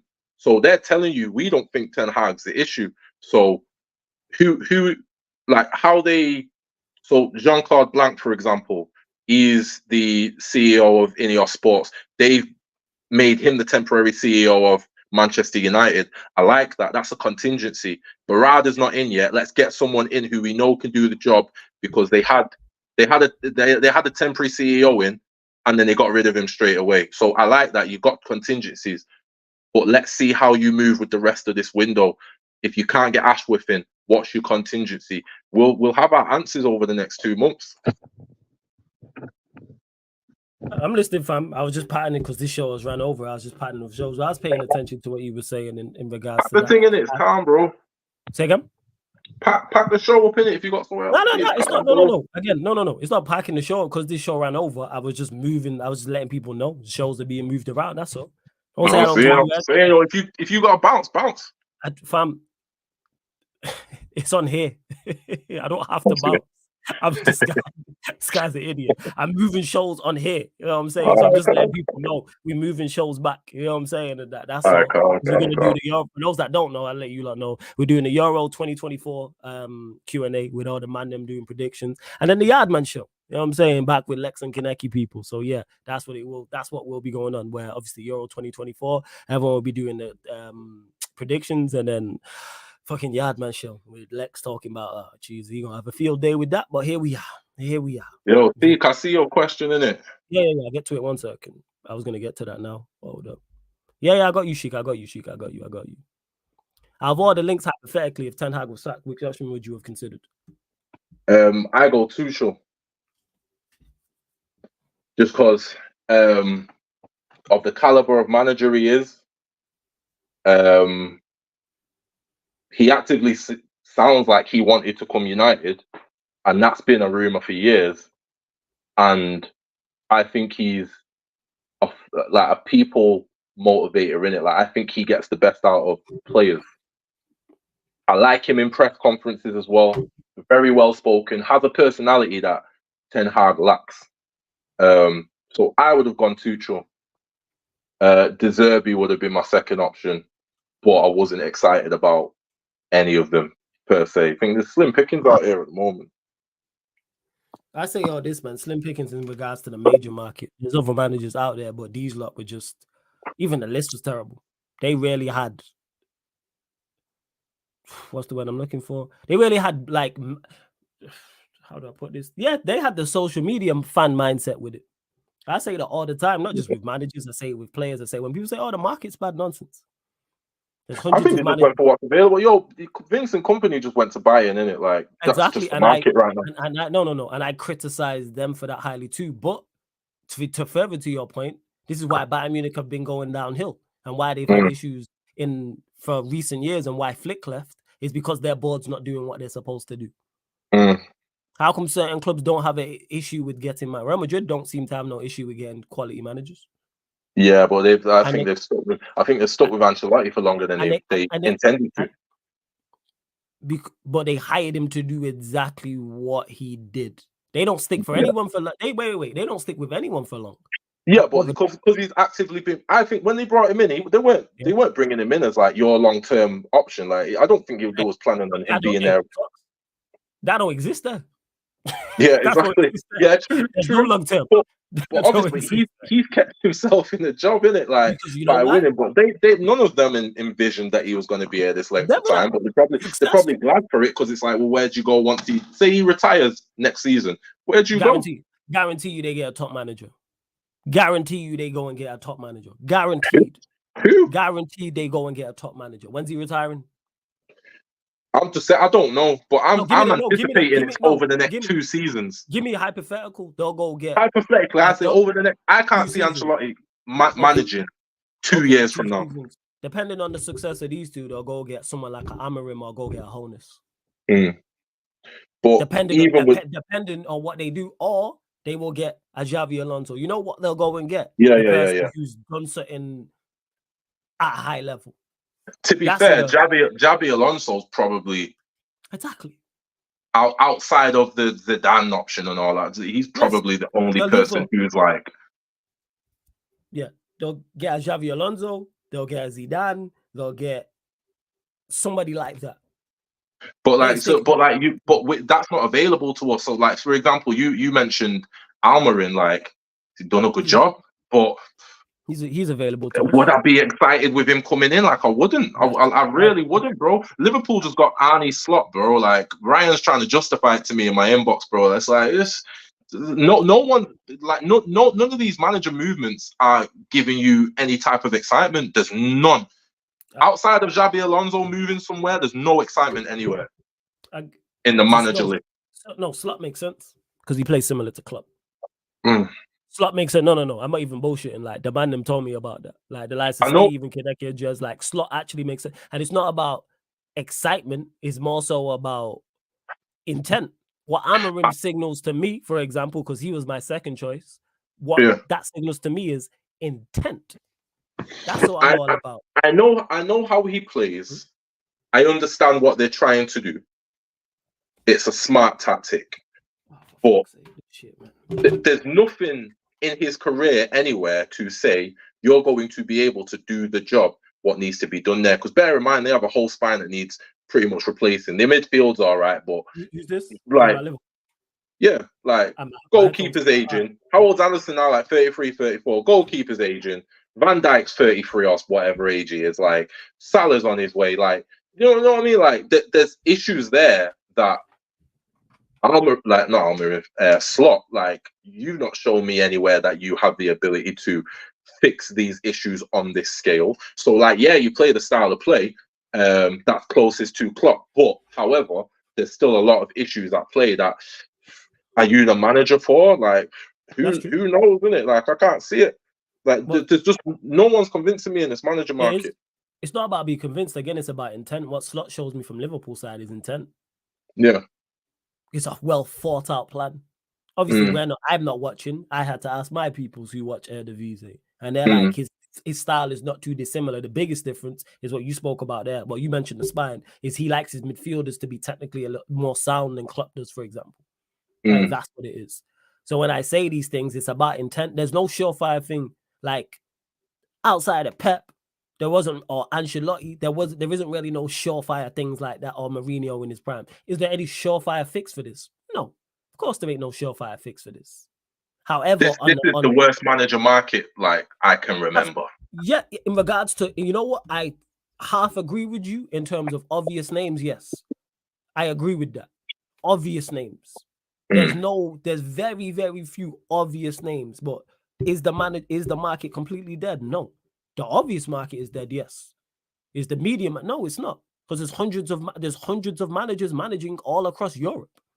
You can't locate one out of 100. You are not fit for purpose. But it's the scale of the jobs, because you got to think, Chelsea job is a big job, Liverpool job is a bigger job, United job is a bigger, you know what I mean? Like, Bayern job is a massive job. Like, the managers that we're talking about that you can go get, the Almiron. Again, I always go back to this. Like, what have you shown me in the past that tells me you can do this job? The tactics are all well and good, right? A lot of these managers play the same with slight variations, bro. Like, a lot of them play the same with slight variations, bro. They might have a false nine instead of the out-and-out striker. You get me? They might want 2 fullbacks to invert as opposed to just the one. Like the slight variations. But at these big jobs at the big level, Bayern, Chelsea, United, Liverpool, there's more issues than the tactics. Absolutely. Can you deal? Do you have the personality? Do you have the cachet to even walk into Liverpool or Bayern and say, I don't want this player. I don't want Van Dijk. I think he's not going to work. You know, like I don't see it. Like obviously it's yet to be seen in it, but I don't see it with none of these managers. None of them convince me in that level. They can go into these clubs and do these type of things. All I look at then, but we don't know that till they do it. Have you ticked all the boxes you can beforehand? That's how I look at it. Have you ticked all the boxes? Yeah, months. Tux has been Ten Hag, proper contrarian. But yeah, it's all the what's it called? That's why he's smiling. Maybe that's just how I feel, innit? That's not contrarian. Maybe that's just how I feel. Are we really doing this? Yes. Are you a contrarian, Tux? No. I just have my own mind. Names didn't say you don't have your own mind. Contrarians very much have their own mind. They're the opposite. Yeah. What are we talking about? You like everyone that everyone hates. Like who? Everybody. Pick someone. Thanos. I see what he's doing. Bro, everybody likes Thanos, bro. Apart from Triple H in the 90s and early 2000s, that's it. No, I hated his guts then, but bro, everybody likes Thanos, bro. That's my point. No, he's the villain of the film. You didn't like Thanos? He wiped out half the planet. No.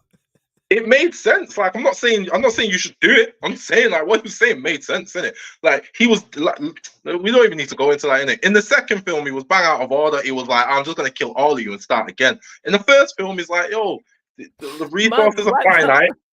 I'm gonna wipe out half of y'all at random. It's not even an emotional decision. It made sense. You're telling me you can't see the logic. I'm not saying you should do it. No, I can't say that can do that. No, I can't. No. It's just that don't make me a contrarian. I'm just saying, it makes sense, innit? It not that solely, but the point is I'm making. Or you'll be like, yo, people will hate someone, and you'll go, I hate them for this, but I see the good points. That like I see how you that. Oh, Glazers, I see how they're phenomenal businessmen. They are, bro. I'm just objective, bro. The Glazers are excellent businessmen. Not disputing that. That is well known.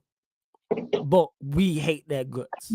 Yeah, no, I hate them too. But just because I hate them doesn't mean I can't look at their good points, bro. Like I could take this. We've had Sarcasm City episodes where I've praised certain people and we had to like get rid of it out of the episode because it's like no one's gonna receive this well in it. Like, and if you can't remember what I'm talking about, I'll tell you later. Like Luigi. Was it Luigi? Never mind. No. We've had. I'm not gonna say the name. I'm just gonna say we've had episodes, where we was talking about. Was you praising someone? Was you praising? I won't say the name. Was you praising someone? I wouldn't say praising. I was just saying, like, as like you're the devil, but as a war strategist, like. There we go. Genius. You'll point out the good points in terrible people to wind people up. That's no, it's not to wind people up. It's just like what I can remove my emotion from a situation and say you was very good at that. But you was fucked up, but it was very good at that. But we all know that. Do we know? I don't feel like we do. I don't feel like we do. Of course we do. I don't feel like we do. Of course we do. I don't feel like we do. Nobody ever goes against them as the Glazers, for example. No one ever looks at them as not good businessmen. No one ever complains about their business off the pitch. This is why I call you a contrarian. You always love the villain. I'll just clarify that. You always love. I don't love the villain. I am just able to objectively say you're good at that. What, wiping out half the planet at random? Yeah, he did it. He beat all the Avengers, bro. That's you did. Forget beating all the Avengers. Forget all that. That's not what I'm talking about. I'm talking about wiping out half the planet. You know what the crazy part is? We had this conversation at the time, people, but it was just offline. That was just like this nigga a contrarian, but we moved. Let me get to the super chat anyway. You know what I'm saying? Sheik says this show has been the best so far. I can't lie. This is what this channel was built on. He put laughing emojis, fire emojis. I'm in tears, man. Much love, brother. Good to see you more. Big up. Every time, Sheik. Subscribe to Sheik TV, man. That's my don right there, man. Love to Sheik every single time. Did you pronounce it Sheik or Sheik? Sheik. Sheik. All right, my bad. I said it wrong. Sheik. It's cool, man. She chic TV for everyone in regards to that. But man, just point. Of course, he likes the Joker. You like the Joker? Which version are we talking about? You tell me. I don't know about Batman. I just see him as some done in lipstick. You know what I'm saying? Like, this is what it is. He be making points. I'm not saying I like him, but he got some points. There we go. Bro, what do you want me to say? What about the Riddler? What about? Did you see the new Batman? Not the new Batman. Yeah. The last Batman, which was fire out of the way. Yeah. He was with the Riddler, yeah. Yeah. So. Yeah. Even though so if I had to say something positive about him, like no, you don't. Again. No. Hold on. You don't need to say nothing positive about the villain. That's not what I asked. All right, I'm saying that. I'm not asking for positives about anyone. I'm just saying you will see the positive. You will see the villain, the bad guy, and go, hey, you know what, man? Hey, you're a hell of a cook. You're a hell of a guy. You know what I'm saying? You look after your mum. You know what I'm saying? You are killing all these people for money, but the money's to give to charity. That's not the point. That's the point I'm making. You'll always see the villain and try and see the bright side. But you say, that being said, you are that is, even though we're similar, that is the main difference between us. I am a glass half full type of person, innit? You're always trying to see the most part, I will say, without going all into the personal stuff. You always try and see the good in most people. I would say so. I just think I see what's there, innit? I'm not even trying to see anything. Like, whatever's there, I'll say, innit? You do. And he'll say this shit to wind me up, and he'll go, yo, why don't you talk to such and such? And I'm like, if such and such did that same shit to you, you would have punched him in the face. I'll just leave it alone. Because that's the thing, is like, Tops will go further than me in regards to like physical altercation. But like, I'm not like that anymore. I'll go further. All right, would have. Sorry. Let me clarify that. My apologies. He would have went further than me in regards to physical confrontation with people. However, I just won't talk to them. But for me, it'll be a long stretch. Like, Tox will have to fight with someone, and then it's like, all right, it's calm. Whereas I'm just not talking to you for an extended period of time. But see, even with that, like, I've had fights with people and then complimented them on the fight. Afterwards, like, I rate the fact that you was willing to even mix it up. Like, you get me? Like, I just say what I see in it. It's not contrarian. It's just like I'll say what I see. It's literally the definition is loving everybody that everyone hates. Is that not a contrarian? I swear that's the definition, bro. But I don't love none of these people, bro. I don't love Fantasy. Just what he did. Not love. Like. Love is too strong of a word. Like, yeah, I think like is strong of a word, isn't it? I'm just like, oh, like Fantasy is one of your favorite characters in Marvel. What were you talking about? I know you love what's his face, Warmonger. Sorry, Killmonger. Yeah, because like, bro, he wasn't really a villain, innit? Like, he might have gone about things the wrong way, but he was right in most things he said. Might have gone about things the wrong way. And then came back in the second one. I was talking shit about his family cousin, but he might have gone. I don't attribute that to him. That was her. That was her hallucination, innit? I don't attribute that to him. You get me? That was on her. That. Apart from Triple H in the 90s and early 2000s, that's the only one you'll give no leeway to. But everyone else, he was diabolical. Yeah, that's the only, and yeah, even for him, you could say one, we was younger, and two, we were just trying to get the gold. But yeah, he was diabolical. He was diabolical. See, so you gotta run around with a sledgehammer and be hitting people with a sledgehammer. But this guy is a joke, man. You know what I'm saying? It's crazy out there, man. Crazy. It's crazy. Big up to everyone that's locked in as well, man. Big up to Monster, Tuck Streets, villains like anti-heroes. What you say, fam? What you say? Me, no, nothing. Yeah, I thought you said something. My bad. Oh, my bad. I thought you said something on that. But we go off on tangents. For people who don't know, this is what the Sarcasm City podcast was like when we were just chopping up about everything about football. Make sure everybody in here has already liked the video. You already know, people. You already know. Final few questions. Final thoughts on the new season. And what did you say? Because we went off on a tangent as well. So, top 4, better style of football. Better style. For them, my main 2 prerequisites. Okay. What about Europa? Europa run. I need a semi-final. Okay. Anything else? But if you mess up the Europa, but you still get top 4 and better style of play, I can take that in it, but it like the ones I can't move on are top 4 and style of play. So what are you looking for in style of play? Play Eric Ten Hag style of football. That's all I'm asking for. I know what style of football you play. I have seen it over the years. I've seen it be executed at United at times. So, for example, if you go back to last season, you watch United versus Tottenham at home. That's Eric Ten Hag style of play. United versus Chelsea, home and away last season. That's Eric Ten Hag style of play. There's certain goals we score. The second goal we scored versus City in the FA Cup, that's an Eric Ten Hag goal. I've seen that goal from his Ajax team. More total football. Yeah. Play your style of play and get rid of whoever you need to get. And I get you try to get rid of Maguire. I get that. Get rid of anybody that cannot execute your style of play, because if you don't, you're gone next season. I'd give you a blight because you've not had certain players available. So when people moan about the gap in the midfield, I watch the games, and most games that we play, I watch them twice. I watch the game and I go back and watch it again, because the first time you watch a game, you're watching with your emotions. You don't actually see what happens in the game until you go and watch it back. I watch most games, like 90% of games we play, I watch them twice. Mm-hmm.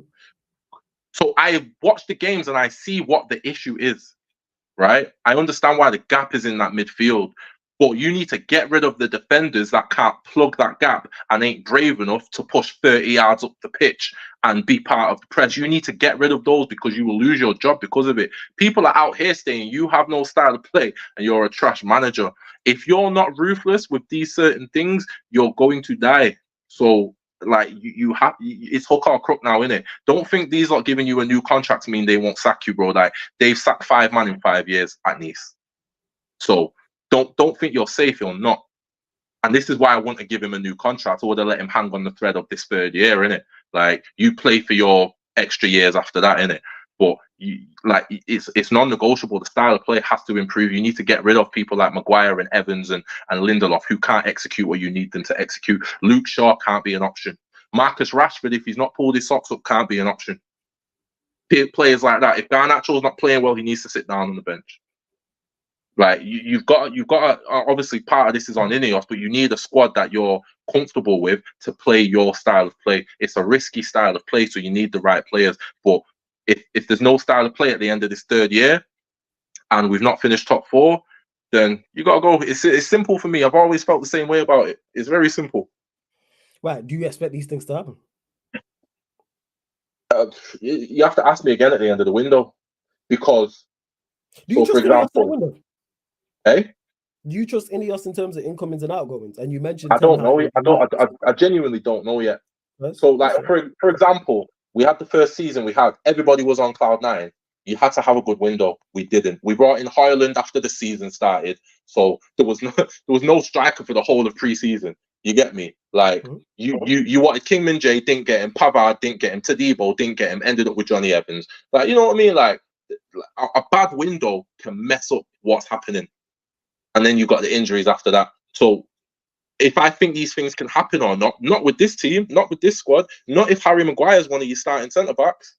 You've just let Varane walk out. Fair enough. I don't think he should have. But, all right, cool. Who are you going to replace him with? It has to be the correct. You want us to keep Varane? Hey? You want us to keep Varane?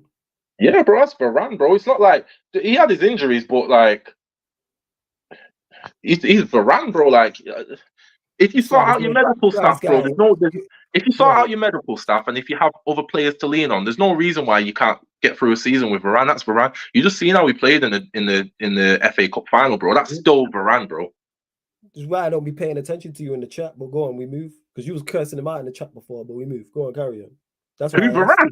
Yeah, you said Varane's 30 and injury prone. What are we talking about? Yeah, he is 30 and injury prone, but I can't remember why I said that. But that's a true comment. He is 30 and injury prone. But again, if you have the right players to fall back on and you're not having to rag him out and stop it, bro. Can I talk? Yeah, no. You are free. We've been talking for almost 3 hours, my brother. I'm sorry that you can't. You can't. Hey, chat, let me know.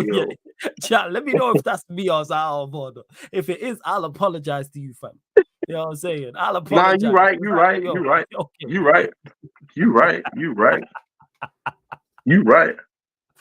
Now, what I was saying with the Varane comment before, because someone was saying, "Oh, how could you let Varane go?" And I'm like, "Well, he's 31 and he's injury prone, isn't it? Like, I would have preferred him to stay, but I'm not vexed that he's gone. Like, I get why they've let him go. However, I would have let. See how we didn't add that part. We'll go on. We move. I would have let. There's people that would have gone first. Varane can actually play to the style that you want, regardless of the injuries or not. So if you have to fall back on Varane, and he's having a better season injury wise, I'd rather do that than have to fall back on Evans, Maguire, and Lindelof. There's 3 men there that need to go first before Varane goes. That don't make sense to me. Like, his contract might be too much, and whatever the case may be, cool. But there's 3 defenders that need to go before Varane goes. So, whether this can be done or not, you'll have to ask me after the summer finishes, bro. No. Me and you, 100% will do a show before the first game, which is like August, like the 10th. And then we'll do a show before the window closes. We'll do 2. We'll definitely do 2 shows in August, people. Without doubt. Man said heavy pause. Yeah, that was crazy, yo. Man said he's just out here getting ragged. I was like, hey, yo. And someone asked earlier, yes, Tox is from Manchester like myself. Sorafel says, Super Chat, he says, now I understand why Tox was talking about balance earlier, inspired by Thanos. Big up everyone, good talk. Glad you enjoyed it and that. And Thanos is definitely not the guy to be taking advice from. You know what I'm saying? Just to clarify. It depends what your goals are. He's not a anyone who wipes out half the population randomly, yeah, I'm like, probably not. You know what I'm saying? But I do agree. Random, fam. No, the people was random. Who you said this? The people was random. That's like, mercy, bro. But as I was saying, that's a good trait to have. People we could get rid of. You know what I'm saying? If I'm doing that, I'm getting rid of certain people, but we move. 100%. Like, they're just wrongins, like, I'm getting rid of. You get what I'm saying? And that. But yes, balance is key. 110%. Like a diet or midfield. You know what I'm saying? Or a football team, actually, overall. Balance is important. 100%. Hey, Love Venetia says, good show, Flawless. You'll see me in here a lot going forward. You have my support. Hey, I appreciate that. Always good to see new people in the chat as well. Adam says, Thanos is only balanced. He lacks the fairness. Yeah, you got to have balance with... Hey, Kaneki, no surprise that you agree with him. That's not true. He was very fair. I'm saying. No. For man to say, I'm going to snap away half the universe at random, that's fair. He's not picked and choose. You get me? Like, it would have been, like, you can stomach that easier, bro. You could have been more. No, you couldn't stomach that. You know what I'm saying? In that, let him get rid of someone who's close to you. You don't have a problem with that. What are we talking about here? But if it was at random, it were like a targeted attack. It was random, and it was like, look at the job. I would feel it was targeted though, because you could have done that. Yeah, it might not have been. No, it wasn't actually. It wasn't. But I would feel that way. You can't just get rid of someone I'm close to and be fuck all that. I'm saying, okay, so I'm glad he lost. You know what I'm saying? Fantastic film, though, for real. He didn't even lose. They cheated, fam. How did they cheat? Lose. See, what they don't talk about is the Avengers were the bad guys in that situation, because like they cheated. What do you mean you're going back in time, fam? Like, and then broke the continuous time stream from there. Like, bro, like they cheated, bro. They cheated. Okay.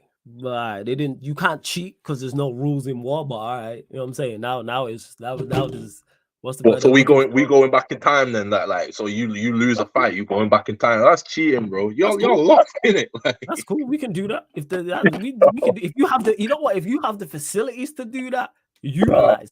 I know. That's cheating, bro. If I could go back in time and change shit, without. Yeah. No honor. Man said you couldn't live with your failures. Like that's off. That is a bar though. The truest thing.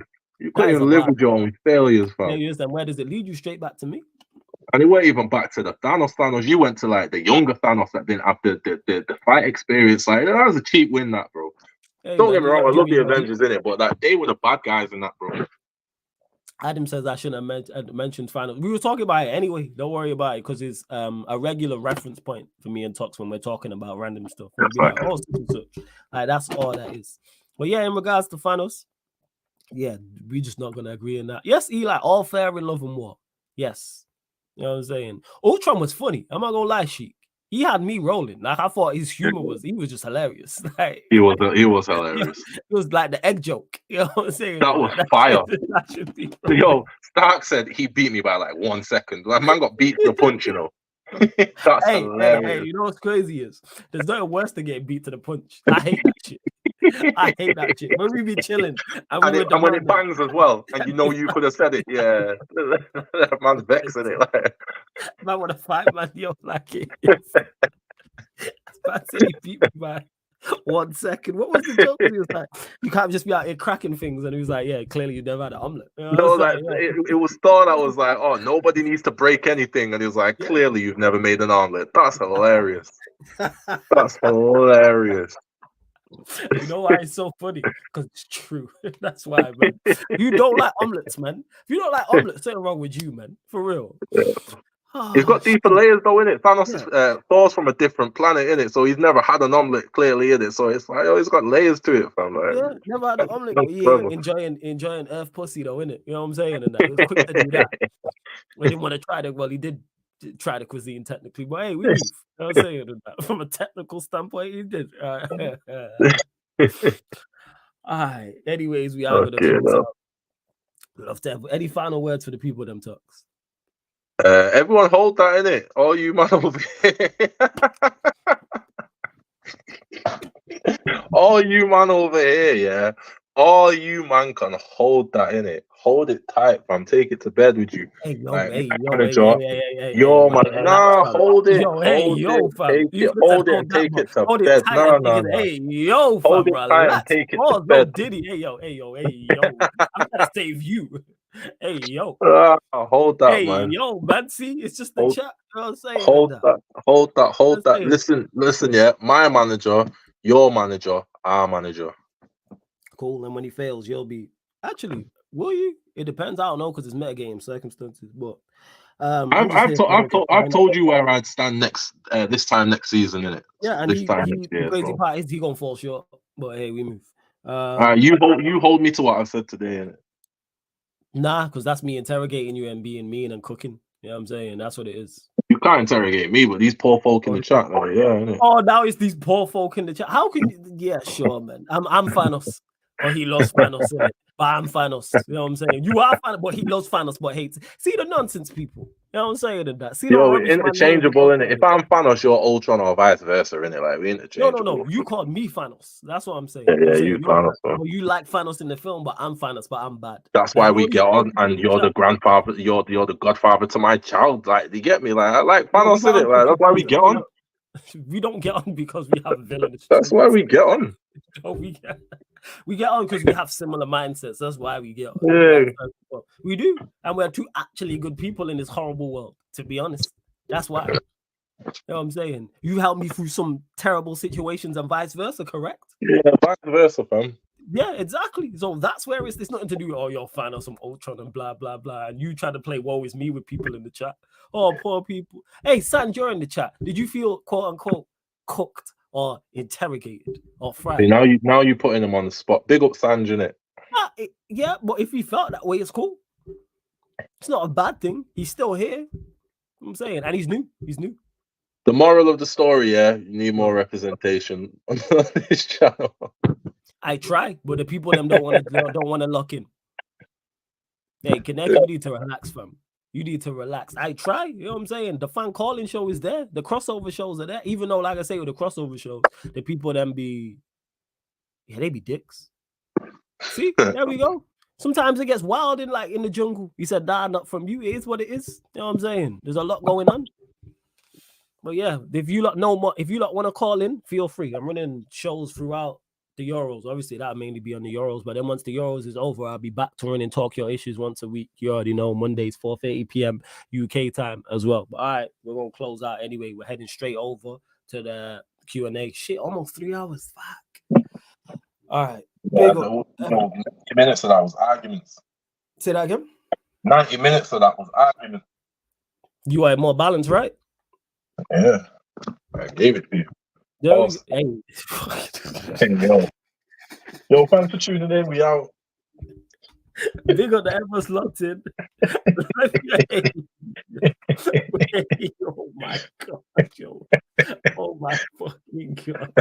We make sure I've redirected this right. We're going over to the Q&A, people. And this has been the ManDem United podcast live on the Sarcasm City TV YouTube. Thank you very much for tuning In.